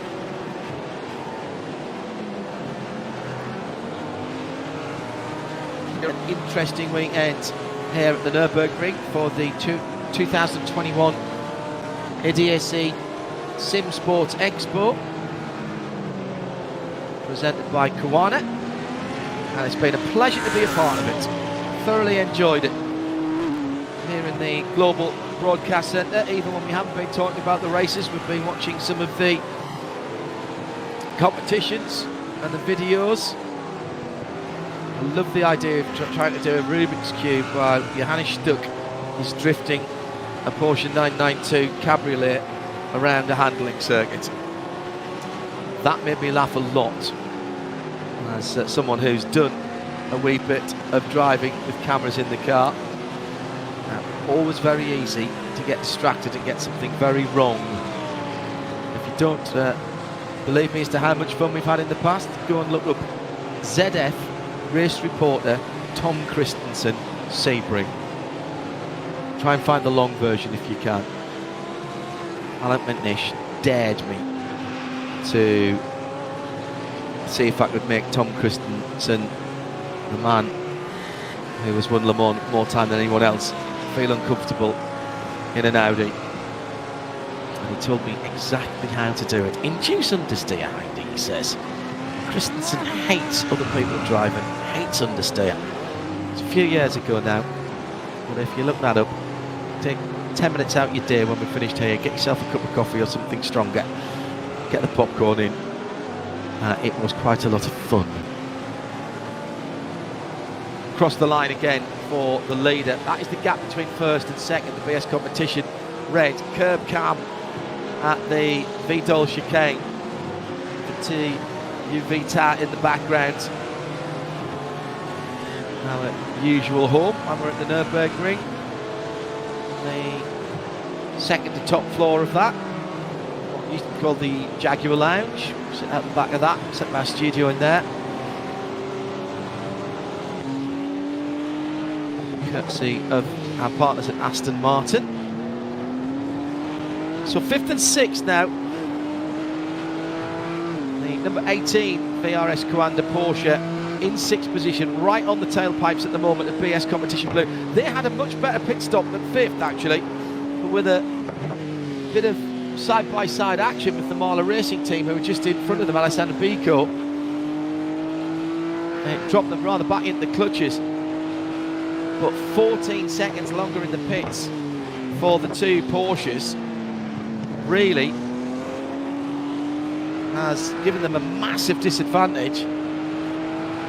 I mean, 12.5 seconds off the lead, Tommy Osgaard's car here, and spent 14 seconds longer in the pits than the car that leads. You do not have to be a nuclear physicist or have a degree in applied mathematics to work out that you just can't give that kind of real estate away.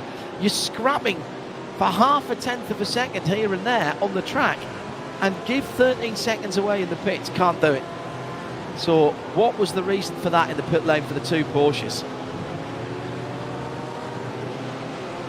Just checking some of the other Porsche times. They were all well over a minute. Well, yeah, okay, and that was the third stop, so they might not have had to put so much fuel in. There was a case in Full Metal Rail World Racing a few years ago, particularly GT4 Racing, when the Cayman Club Sport first came out, that they were particularly difficult to fill with fuel, and it did take rather a longer time. Fuel fill in iRacing is a constant, or it should be.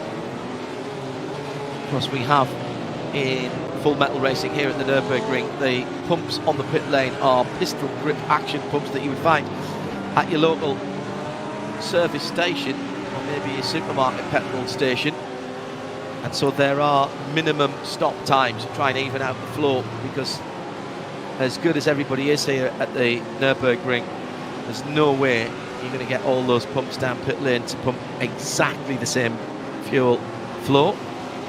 One pump to two pit stalls, sometimes for the ADAC 24 hours, as many as 8 cars in the busy days in those single pits, so potentially one pump between 16 cars. It's wonderful to watch. I love the organisation of it. So still the battle for 5th and 6th rages on. We saw this in the first part of the race, where getting close to the back of the car is one thing, trying to find that extra little 0.5 or 0.75% that will get you through is very difficult indeed. Just hearing from Marina, thank you very much indeed, that Coanda changed left side tyres, so the working side tyres on the 18 and the 18 were changed. Now, we did see those cars go up on the jacks when they first came into the pit lane, but it was left-hand side only. Now, that is an absolute amount of time. Not allowed to fuel and tyre at the same time. And here's the pass for 5th position. So presumably everybody else left the tyres on that they started and therefore are trying to double stint. So this might yet come to the Coanda cars. But working side tyres only, 2 tyre stop, as our friends in Stock Car would say. Thank you, Marina, for passing that information on to me. I guessed as much that there had to be a different strategy. So everyone else that did those shorter runs through the pit lane was fuel only and will run the 4 tyres to the end. So this yet may come to the 2 Porsches. We know how quickly they can cover the ground, 1st and 3rd in the qualifying race, 1st and 2nd after the 1-lap qualifying sessions, or the traditional qualifying sessions. So that 0.6 on the top right hand side of the windscreen on the number 18 car will change to 05 next time around. So let's start looking at the last lap times. Oh yes, third position car, the VRS number 80, half a second quicker than second and 0.3 quicker than the leader last time around. So we've got a grandstand finish. Oh, love this. What better way to finish up what's been a brilliant weekend. Proper Sunday afternoon action here. Never mind that the circuit and the cars are in virtual reality. It is proper racing, proper talent, proper dedication to the cause here. Virtual racing means real talent. That's the way we look at it. Big, wide run round the outside of the GT tyres sponsored Porsche. And further down at the moment, that's the Riley car, isn't it? The Fink driven car down in 17th position. Just going a lap back there. Yas Heat, number 8 car, just ahead of Heusingfeld, back down in 14th position. Now, what did they do? No, they must have gone without tyres as well. They were only in pit lane for about a minute, 37 seconds stationary. So now we need to keep a look on the lap times and the gaps between the leaders. So VRS in third, 5.5 seconds away from the leader. VRS in fifth now, coming Osgaard's car, 12.5 seconds away from the leader, but lapping at least a couple of tenths quicker than the cars. 56.1s for both of the Porsches, the VRS Commander cars. Oh, hello. Just the way I like it. This is why endurance racing keeps me excited. Oh, behind the wall. Now that is it's a AAA car, isn't it? That's gone behind the wall. The Nürburgring eSports car, is it? Like it was right over and off the track. It's the car that reminds me of the Tim Pappas Black Swan racing car. Confirmation on that for you in a moment. But that didn't look right at all. Euronics Baylor car off the lead lap now, sitting in behind the Mahler BMW. That Mahler racing team now 4th position and exactly 3 seconds ahead of Tommy Osgaard's VRS Commander SimSport number 18 Porsche. 44 laps completed. Lap cars now being part of the equation. Technical issue I'm hearing for the Schubert Motorsport car running Penquit's machine down in 24th position. That was the car that it was. That's why it's behind the wall. Thank you. So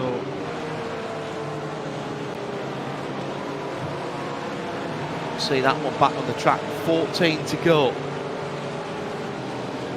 in full laps. 24 minutes. Yeah, it's going to be close. So the Riley SimRacing, the WS Racing eSports GT tyres car, and the Bieler car, a lap off the lead, but still having their own scrap there. And it's the WS car that's making time at the moment. That Porsche has gained.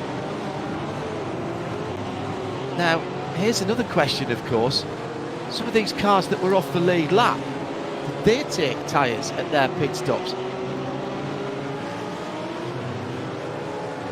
And is that why they've got a bit of pace this time? Here's another pass for a position. This is for second.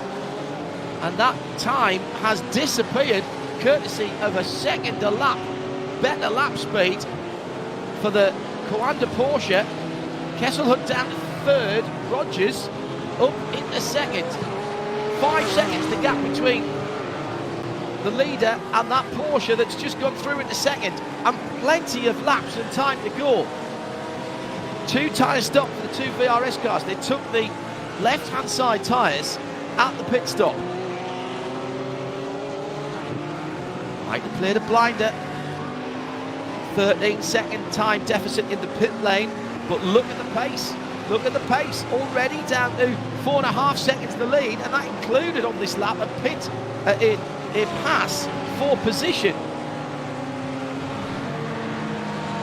Now where's the second of the VRS cars? That's my question. 56.4 last time around, so in traffic for Barneveld.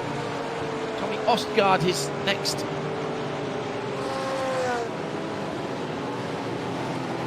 target. There he is, really clearing off. Nice, got through in 5th. That's just changed over, so it's Bico that he's changing down. Oscar chasing down Bico now. Alessandro Bico for the Marla car.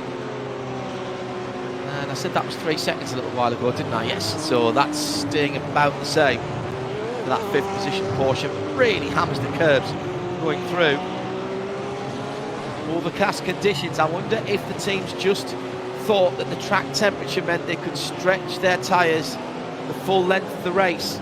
Coanda, as a team, they didn't split the strategy, which is interesting. Both cars went for the extra time stationary in the pit lane and took left side tyres.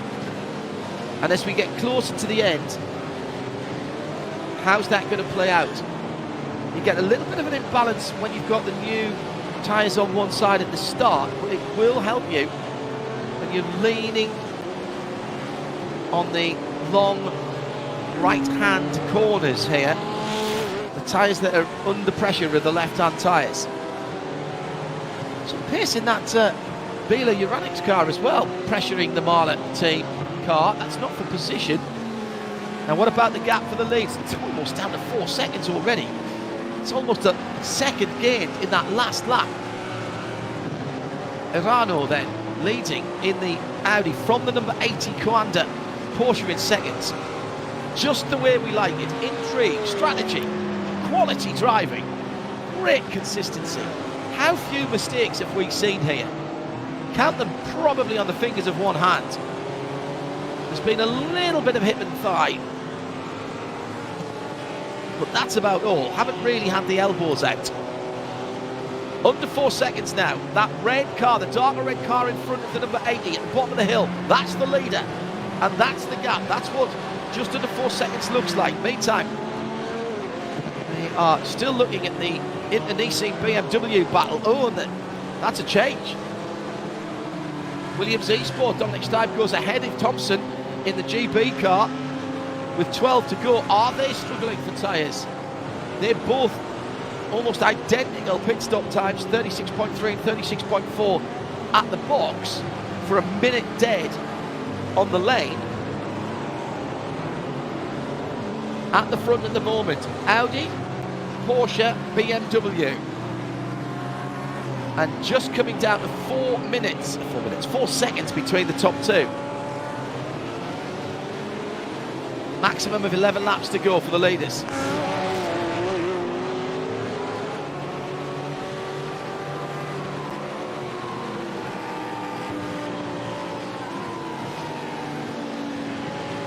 Pressure is really on now. I mean, there's no choice now. You've rolled the strategic dice. There's nothing you can do. The driver has just got to try and make the tyres last. Be very, very consistent. Tell you what, that Audi doesn't want to turn in, does it? Down at the hairpin, even at the slow corner, didn't want to stop and turn in. Everybody talks about not being able to get grip when you're accelerating out of the corners when your tyres are starting to fall off performance-wise, but it really does affect every single part of the car in endurance racing. And if you look after your tyres early on in a stint, it pays massive performance dividends at the end, and it's no different in the esports world as it is in full metal racing. Just getting the car stopped and turned in, it all becomes a little bit more difficult, and dynamically the car feels like it doesn't want to do what you want it to do, and that costs lap times. 56.2 last time for our leader, 55.8 for the chasing Porsche in second. The dynamic gap difference down to 4.1, 4.2 seconds. There will come a time, of course, and we don't know when that's going to be, when that performance difference with just the two tyres stop for VRS, because of course the right-hand side tyres have been on for 48 laps, exactly the same as the right-hand side tyres of the Urano Esports car. But it's the left-hand side tyres that have only got half the laps on them. Weisingfeld replay through the Schumacher S. Coming up the hill, having to get right onto the very edge of where the gravel is there. Let's quickly run through the top 8 as this gap is certainly coming down. Urano Esports leads by about 4 seconds from VRS Coanda number 80. PS Competition Red, the 89 BMW, is in 3rd. 4th, Marla Racing Team. Not being caught actually at the moment by Tommy Osgaard's VRS Porsche in 2nd. In 5th, excuse me. Top 6, PS Competition Blue, the 91 car. Then the 27 Fire Sim Sport BMW. Then the Williams eSport number 50, just ahead of the BMW GP. They've been having a great scrap. Top 10 made up by Phoenix eSport Red, Hochstadter behind the wheel of that car. And I've got to 11 because that's where the Lamborghini is, the T3 eSports Oliver Ackermann car in 11th position. So there has been some driver changes. So it is Daniel Pastor now behind the wheel, having taken over from Louis Nasser. So thanks very much, says Daniel. Louis, you've had the best of the tyres. Now all I've got to do is bring it home with the tyre performance falling away. Cheers, mate. And see him into the first corner.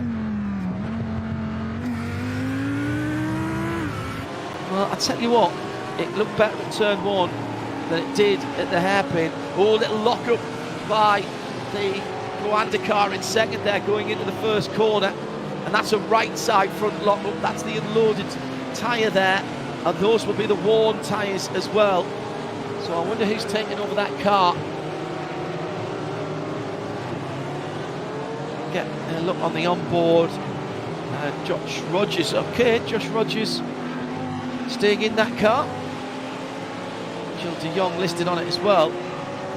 Thought it was Josh that started that car. Gentlemen, if I've got you the wrong way around, I apologise. But this a big run for this car, a big strategic ploy, taking the pain of 13 extra seconds stationary in the pit stop for the hope of extra performance. Came in out of the lead. It's under 4 seconds now. So you would say, wouldn't you, that that has paid off?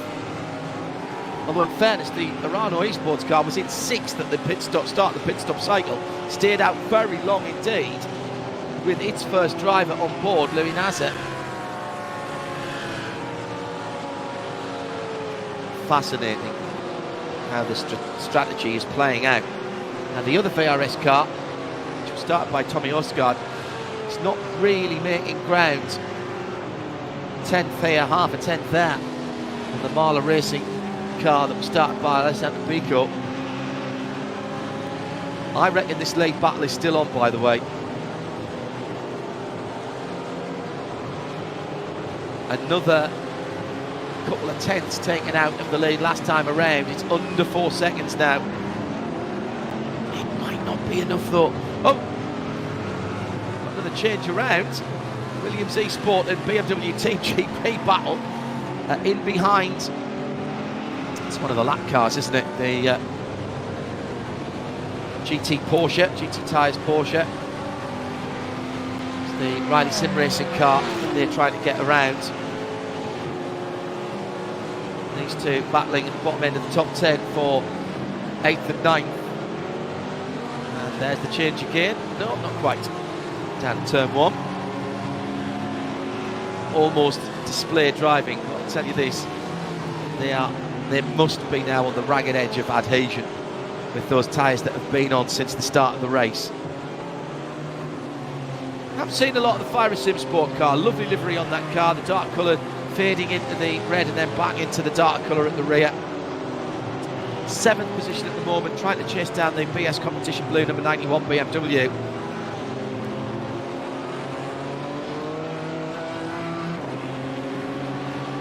Have the calculations been done correctly at the front of the field? Into the business end of our feature race of the weekend, the ADAC GT500 here at the ADAC SimRacing Expo at the Nürburgring for 2021. Powered by Kawana, presented by Kawana, and it's been a cracker. John Hindhaugh, absolutely loving this. Glad you can be with us. Different strategies have played out. We've had the qualifying, we've had the sprint to set the grid for this race, which started some hour and 50 minutes or thereabouts ago.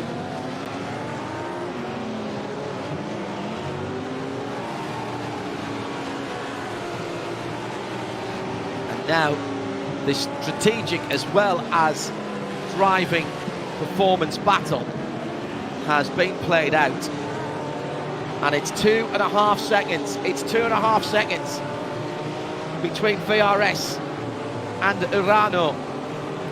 Oh my goodness. Are the tyres on the lead car going to drop off a cliff? Is that performance going away? You see, he's had to fight his way through traffic as well in that Urano eSports car, and going offline, difficult.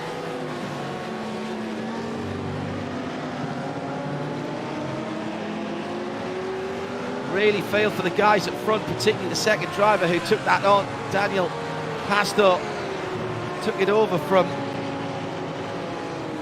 Nasa, because he has not had the new tyre advantage and the performance advantage. He's just surviving out there. Here comes the second place driver. Got to have been given the hurry up here. 55.7 last time around, 57.1 for the leader. And that's why the lead is disappearing through the traffic. Much easier for the VRS Coanda Sim Sport car to be able to pick and choose the lines. The second car not getting such a good run. But this was the car that started on pole for the sprint qualifying, won the sprint qualifying, and now with just under 10 minutes on the clock, or 7 laps to go, first and second are on the front straight together. And if you think I sound excited, it's because I am. Overcast conditions have kept the track temperatures down to manageable levels. Teams have gambled on going all the way without a change of tyres. Needed a fuel stop. 19 Celsius on the track. In the air, 18. So that's not bad at all, and that's why I think people made the decision not to change the tyres. But just the 2 tyre stop for the 2 VRS cars. Forget the stopwatch now.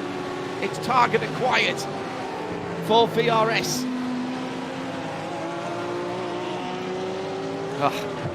Daniel Pasto now can do no more than just try and hit his marks. Stay nice and calm. If you were in the car now, and this was real world, and I was his team manager, I'd be telling him to knock the rear view mirror so that you can't see behind you. Don't drive to what's behind you. Focus forwards, hit your marks, and just try and get your lap times as good as possible. 56.1 last time around against the 55.6. It's an unequal fight, isn't it? And here's where those new left-hand side tyres are really paying dividends. Through the Bilstein curve, dropping downhill towards Alvan Borgman. All of this, you're leaning on the left-hand side of the car, and this is the speedy part, the quick part of the track. Through the chicane. And of course, coming onto the start-finish straight as well. Through the Coca-Cola curve. Oh, there's real... The body language of the car shows that they are pushing very hard indeed through the final corner. The headlights visible. That's the sound of the Audi down towards the first corner. 5 to go. It's under 2 seconds. BS Competition still in third position, but 7 seconds back from the leader. In fairness, in the opening part of the lap, the Audi doesn't lose out so much, leaning on the right-hand side tyres through the Mercedes arena, and the right-hand side of the Porsche is just as worn as the right-hand side of the Audi through turn 5, using that cutout that the Nürburgring 24 Hours uses. There's a little bit of extra circuit there.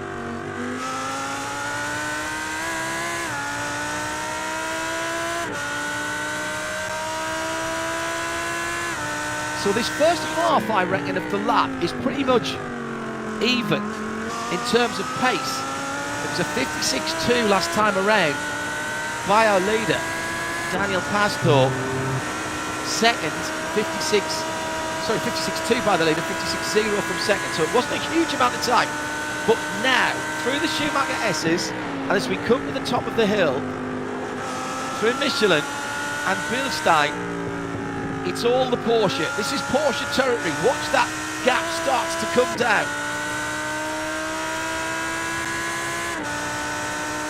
Was there a mistake there? No. Here it comes. Here's the gap coming down.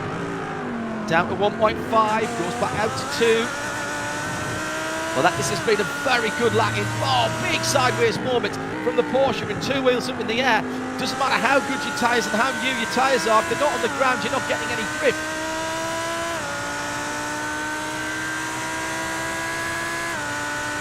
This is going to be a timed race. If you look at the top of the screen, 6 minutes to go.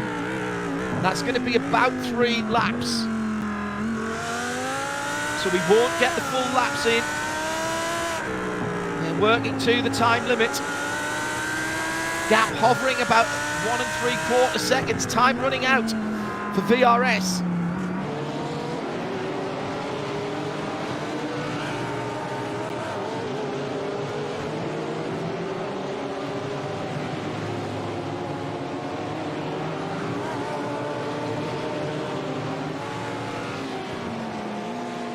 Let's just check what is going on at the second place car. John Rogers still listed there, Mitchell de Leon. That's your driving team. Just started the car. Actually in that car at the moment. Nothing behind. See, here's where the car's got grip. Anything that is left-handers, coming up to these left-handers, so has to lean on the worn tyres through Michelin at the top of the hill, but now into Bilstein. Gets on the power nice and early, just running a bit wide. He's pushing his luck, but he's got to, absolutely has to. Here's all chicane coming. Takes a huge amount of inside curve on the first bit. Have a watch, have a look at this. Airborne, you heard the revs rising on the flat 6. He's taken another couple of tenths out of the lead there in the last third of the lap. Runs a wee bit wide through Coca-Cola. This is the battle for the win. Looks like BS Competition, who've just gone across the line in third, are looking fairly secure. From Marla Racing in fourth, that's the 2 BMWs. Then the second of the VRS cars. Ooh, a bit of a wiggle there by Coanda Sim Sport number 80. I'm fascinated by this battle. Been a great run, hasn't it, by our leader, Daniel Pastor. He took over from Inesa with used tyres. Tyres now that have been on 55 laps. Almost 2 hours. 156.2 against the 55.9 last time around.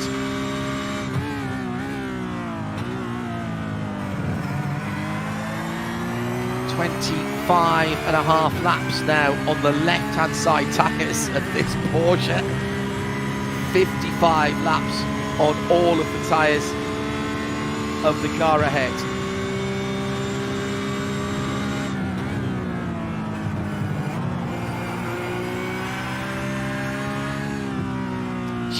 hasn't been able to crack the 1 second mark where you feel that there might be a little bit of aerodynamic advantage, but he's close now, just over a second. Get a good run through Ad Van Borgen. Now let's see what the chicane is. I think maybe taking a little bit too much curb going into here. Nicely braking up onto two wheels for a moment. Really would take slightly more of the exit curb on the right-hand curb there. Oh, now traffic. Traffic to play a part. And it's another Porsche. Down the field, it's the SimRacing Academy GT500 143 car in 22nd position. Look at the time. This is going to be tight. Maybe one lap after this. It'll depend what the pace of this lap is like. So this could be it. Last chance saloon, possibly, or maybe one more lap at the end of this. It will all depend on the pace of this last lap. 55.8 from the leader, 54.8 from VRS. The best laps, 56.1, 55.9 last time around. Hovering around a second. On your feet, ladies and gentlemen, wherever you are, whether you're here in the exhibition space or watching on around the world.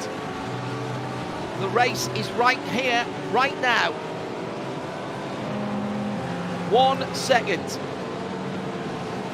The strategic play from VRS, from the cars that were first and second, was to take an extra 13 seconds in the pit stop to change left side tyres. And for the first time, it's under a second, and I think we will get one more lap in. There's 30 seconds to go down towards the chicane, so there'll be one more tour of the Nürburgring that will decide first position.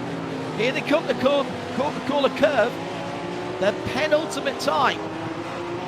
It's going to be one more lap to decide our feature race of the weekend, the ADAC GT500. First and second, down towards the first corner. And now it's just under a second. What a way to round off the 2021 ADAC SimRacing Expo here at the Nürburgring. The perfect endurance race. Two strategies, two different cars. Two different handling cars as well, with the mid-engine V10, the flat six hung out the back behind the rear axle on the Porsche. Two very different philosophies of car manufacturer and way to go motor racing. This is endurance racing at its best. It's variety. And there's as much talent in the strategic calls from the teams and on the pit wall, whether that's virtual or real life, as there is behind the wheel. And it's played out now. Now it's just down to the drivers. They are on their last lap. It's half a second. Got to be the Vidal chicane for my money, because the Porsche should get a good run from about now onwards. Down through Bilstein. Got the draft. Ad Van Borgen, will the Audi stay to the inside of the track? It's just a little bit too far back. It's going to be Urano Esports. It's going to be the Audi from the Porsche. I don't think there's enough to run to the line. Defensive into the final corner. Could be the over and under here. That might be a mistake going defensive early, but he's got to stand them up, got to break in the middle of the corner. Here comes the Porsche around the outside. There's dust thrown up. They come to the line. It's absolutely together. It's 0.06 at the line. 0.06 of a second, and the Audi wins it. The Audi has won it for Urano Sports from VRS Commander Sim Sports. Porsche in second. BS Competition will come in third. The width of a front bumper has decided the ADAC GT500 here this Sunday afternoon. My goodness. That was so close. Maybe I think a little mistake by Daniel to go so defensive into the final corner. But managed to take, I think, enough of the momentum away from the Porsche behind. It was close. It was very close. After all of that racing, all of that strategic thinking, all of those tactics, it comes down to 2 drivers and 1 corner and a dash to the line. Magnificent stuff. Just watching the rest of the cars come in. Marlow Racing in 4th, by the way. Coanda's 2nd car in 5th, 6th BS competition. Williams Esports in 7th. BMW Team GP, they had a great battle, those 2 cars, in 7th and 8th. Then Phoenix for Audi in 9th. Fire Sim Sport in 10th. And the Lamborghini in 11th. Let's take a look at the Heusingfeld replay. Just wonder if the Porsche could have went a little bit wide. Oh, it was very close, wasn't it, to putting wheels off. There's the line. It was a bit more than a bumper, but not much. Maybe a third of a car.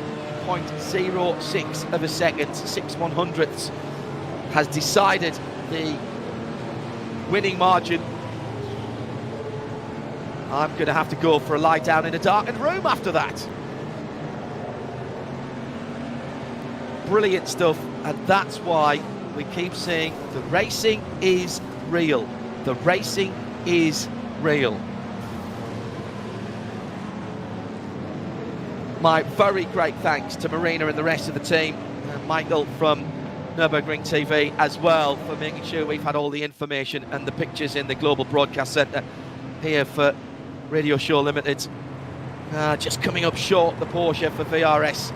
The tactics nearly paid off. Nearly paid off. Taking those left-hand side tyres.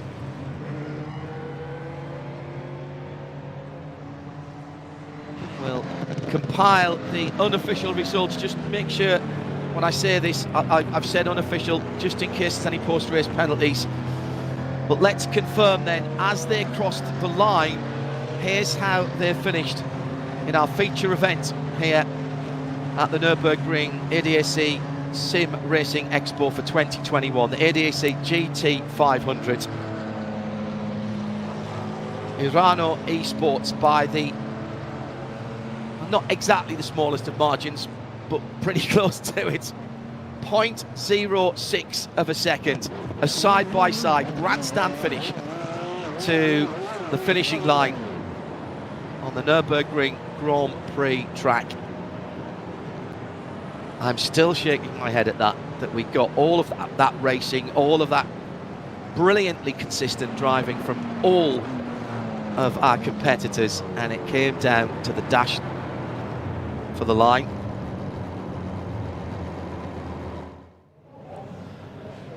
So then, unofficial results. Let's get them up for you. Urano wins it. Daniel Pastor and Louis Nasser. Great start from Louis. Daniel did his job at the end and some. Josh Rogers and Mitchell de Jong in the VRS car coming up 0.06 of a second. Julian Kessel drove on his own for BS, as did Alessandro Bico. Julian getting on the 3rd step of the box for BS Competition Red. Wonder if it might have been a bit different if they hadn't come together coming out the pits, because their pit strategy was very good. Tommy Usgaard and Martin Krunke couldn't make the 2 tyre stop work in 5th position, as well as their teammates. Rounding up the top 6, Ryan Barnveld and Niels Koch finishing that off for BS Competition Blue. Williams Esport, Dominic Starb and Moreno Saricha. Josh Thompson did the race on his own for BMW GP and had a battle with the Williams car, whoever was in it. Phoenix Racing Esport Red. Kevin Falk finished off the good work of Fabian Hochstadler at the beginning of the race. Fira SimSport back drove that on his own. That was your top 10. Just outside the top 10 at the number 11 position, Jens Hormann and Oliver Ackermann for T3 Esports was the best of the 2 Lambos. Florian Baudin, Marvin Otterbach came through for Deutsche Permanent Race Union ahead of Andre Martin for Yas Heath driving on his own. Tim Heusingfeld, Jan Sentowski and Leonard Hartenberg came through. Bad qualifying for them. I think that car had pace, to be honest. RN Vision STS Sim Racing team, Vasilios Belitsertis and Jan Marszalkowski came home in 15th. Riley SimRacing, Fink in the GT Tyres car in 16th. Baylor Racing Team didn't really recover from the 8th place grid penalty, started 19th, finished 17th for Sven Haase and Luca Kita. Simon Amosa and Adrian Tommy were in the Hop Suisse. IES SimRacing Ferrari. Dennis Schaefer and Patrick Jasinski for Nürburgring Esports, powered by SimRacing in 19th. In their Porsche, and the top 20 made up by the second of the WS Racing Esports cars. That was the GT Tyres car. Till Bermer and Moritz Peckel were a lap off the lead, as was everyone from 16th position down. Chris McCann drove well on his own for Digital Motorsport in the Red and White BMW in 21st. Sim Racing Academy lost a couple of laps. Nick Last and Johannes Bellitz. T3 Esports Talent Development, they got to the end, but a couple of laps off the lead for Sasha Rubel and Jonas Sandstedt. Rennie Penquit and Fabian Sherman up the field earlier on, but that number 19 car with a technical problem ended up behind the barriers. The RC Haltern, Phoenix Racing Esports Green and Team Racewerk Red all had problems to some form or another and did not get the full lap. 27 cars listed on our unofficial race results for the ADAC GT500. And that, ladies and gentlemen, is why we like endurance racing, a variety of cars, all in GT3, different manufacturers, different strengths and weakness, different tactical ways of going racing. And that was only 2 hours. And at the top of the standings and standing on the top step of the podium will be Arano Esports, who made their no tyre fuel only stop work for them, with Louis Nasser and Daniel Pasto, who brought the car home at the end, doing the job for them in that very good-looking dark red number 90 Arano R8. I'll take a deep breath now and say thank you to everyone who's made this work. When we come back, Melly will have the top 3 teams in the exhibition space and make the presentations for our GT500, the ADAC GT500 feature race this Sunday afternoon. From John Hindle, from Nick Damon, who was with me Friday and yesterday. Thanks for tuning in. We'll see you either at a racetrack or online sometime soon from the Radio Show Limited network of channels. Great racing. Enjoy the rest of your Sunday. Bye-bye.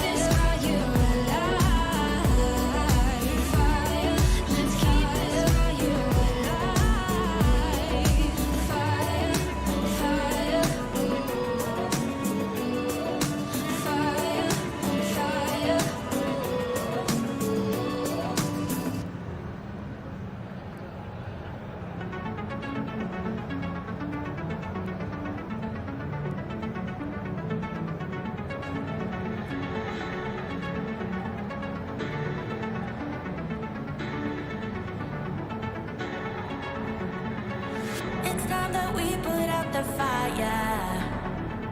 With every breath I breathe you out. We just can't take it any higher. It's only fair we let each other go without. Oh, this is hard to admit. I don't long for your kiss, and I know you don't care. Oh, what we had was a bliss, but it's falling to bits. All in this is it. Our time is up. We both know it shouldn't have to hurt this much. I don't want it to see it, but we've lost touch. Time to give up. Maybe we just wanted it to hurt too much. I don't want it to see it, but we've lost touch. My heart can't take it any longer. This careless love is getting old. Let's face it, we're not getting younger. If all is said and done, it's time we let it go.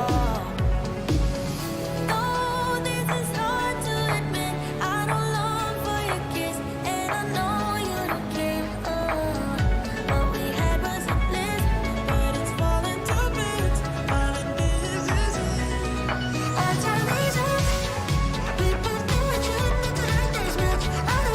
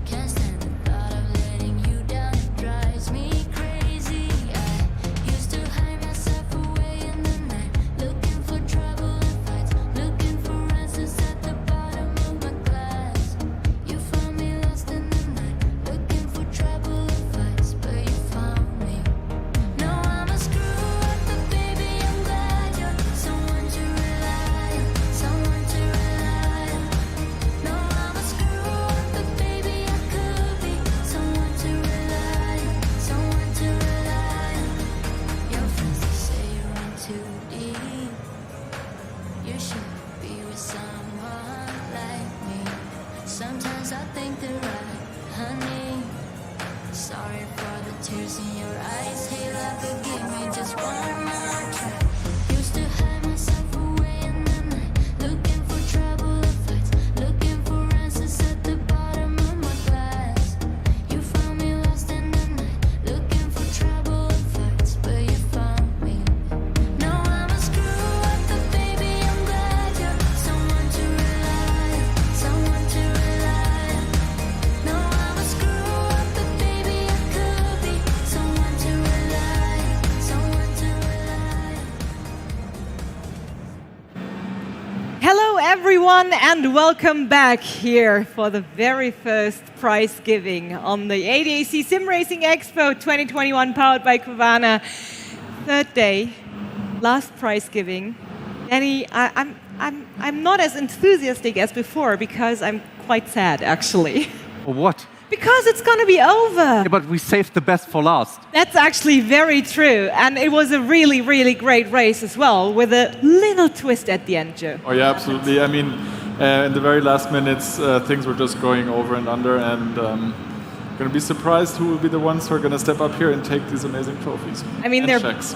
and the checks as well, of course. I mean, the trophies are beautiful. There's nothing more to add.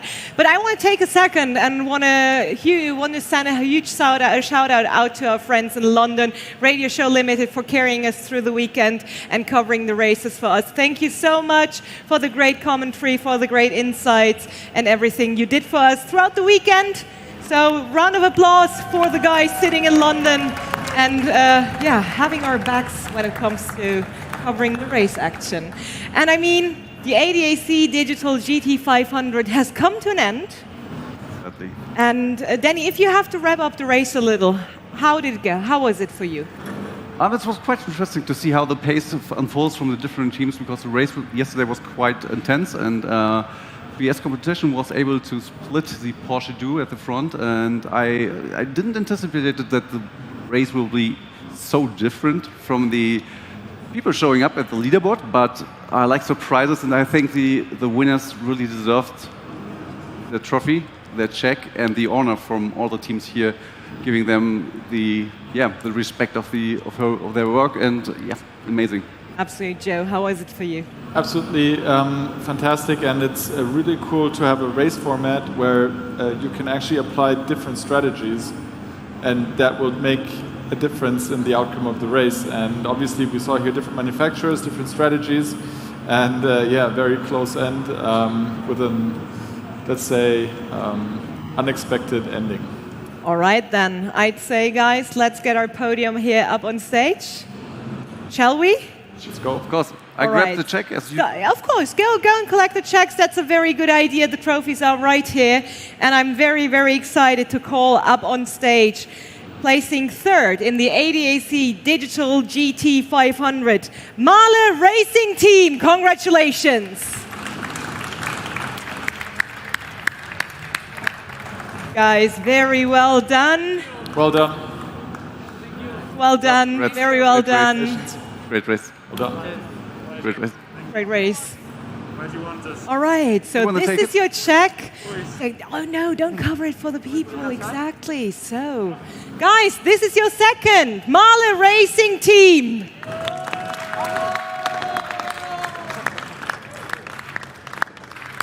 All right, then we need to give out another check, actually, for a second placing team here in the ADAC Digital GT500. So, ladies and gentlemen, everybody, please put your hands together for BS Competition Red.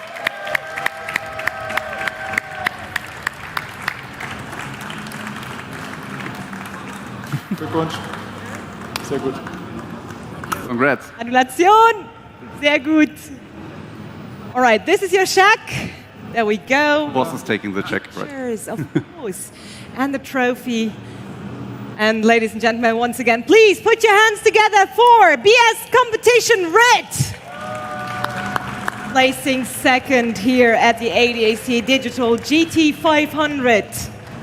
And of course, we're missing a place. We're missing our champions, the champions of the ADAC Digital GT500. Ladies and gentlemen, everybody, please, a huge round of applause for your champions, Urano Sports!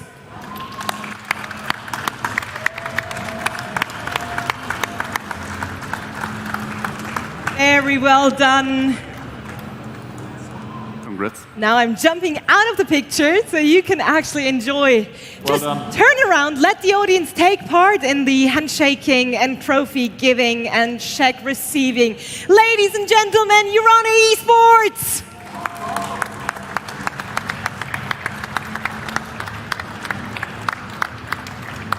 And let's start our interviews here, I'd say, with our champions first. So how's it going? Lifting a nice trophy, receiving a beautiful check. It's on, just keep on talking. Yeah, I don't know what to say. I'm really speechless. Like, we didn't expect this, and yeah, Danny did a fantastic job in the first stint, saving fuel, saving tires, and I just had to finish us off, push as fast as I can, and yeah, I was really nervous in the end. Josh did a great job to come back, and yeah, but it was enough. It was enough, exactly. It was enough for you to lift the trophy, to call yourselves the champions of the ADAC Digital GT500 here on the Expo 2021. And I mean, how was it for you guys, finally being at an offline event again? Sorry again. How was it for you, with audience, having people around you, driving here on site and not at the comfort in your home? Oh, it was amazing. Like, our team was really cheering for us, and also other people, and the atmosphere was great. And you feel that as a driver when you're driving, and yeah, it motivates you. Yeah, so you prepared quite well because you had your own rig here and so on. Oh, okay. So you prepared quite well. You had your own rig here, so you made everything comfortable. How was it the preparation before the race? You knew that you were driving the Nürburgring, and did you pull up the strategy in the practice, or was it experimental? It was an experiment, so yeah, we didn't know what to happen, and you also don't know about the rubber levels on the server. So yeah, we just were looking what the others were doing, and yeah, copying that. So what was then the compromise for your setup? You just straight targeted lap times, or was it mind that you need to make a conservative? I don't understand the last. I'm sorry. Did you make a conservative approach to the setup, or like more aggressively just for the lap time? Because I think it was quite clear that you really saved tires like a lot. And yeah, exactly. The setup was pretty safe. We are just looking for the tires. We know that the Audi was good on the long run, so we just focused on pure balance, not being too aggressive. Well, that's quite nice and paid off, right? So, Yeah. do you have any questions? Yeah. So obviously a lot of pressure in the last minutes of the race. How did you all experience that? It was really close. Was everybody sweaty, and how was it? It was great. It was great. We really enjoyed the race, and we've had a really great time with the others. Everyone was cheering for us, and we've had a really great time. Perfect. What are you going to do with the money? What are you going to do with the money? I've got no idea, to be honest. We'll have to see. All right. But yes, BS Competition Red, how did things go for you? I mean, finishing with a brilliant second place here at the SimRacing Expo. How do you guys feel?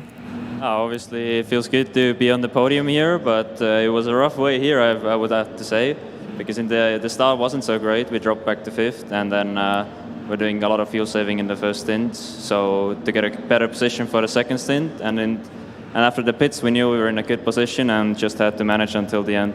That's like when you reach that situation where you only have to manage the race. Is it more comfortable, or do you prefer like the fighting and the action-packed segments of the race?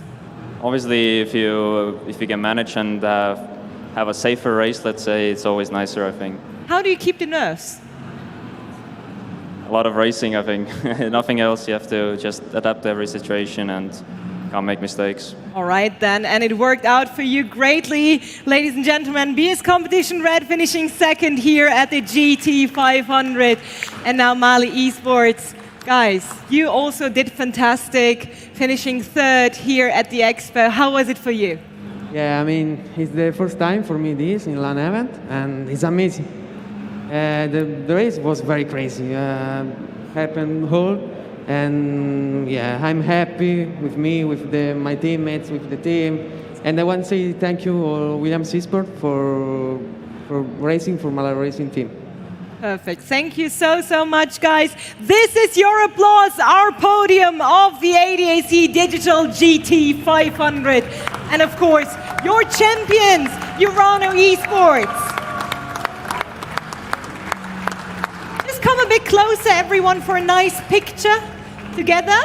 And then it is almost time. I mean, while the guys are taking pictures over there, we can just stand over here and have a little chat, because I mean that was the third day of the ADAC SimRacing Expo, and therefore pretty much the last day as well. So on one hand, I'm very happy. I'm very sad to be leaving, but I'm really happy on what a great weekend we had. How's it with you guys?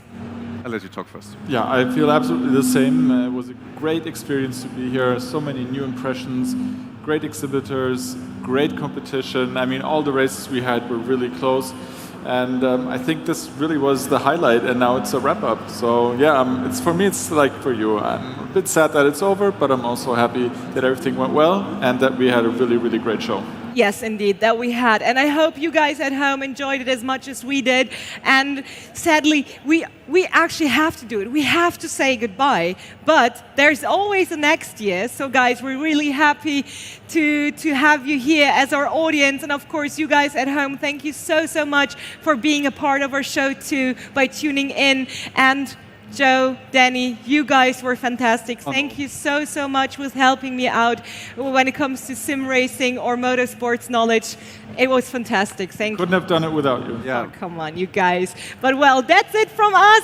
So ladies and gentlemen, everybody, take good care, and I hope to see you again sometime soon. My name is Melek Melibalgung. This is Danny Juza, and this is Johannes Stuck. And yes, that's it. That was ADAC SimRacing Expo 2021, powered by Covana, and I hope to see you next year. Take care.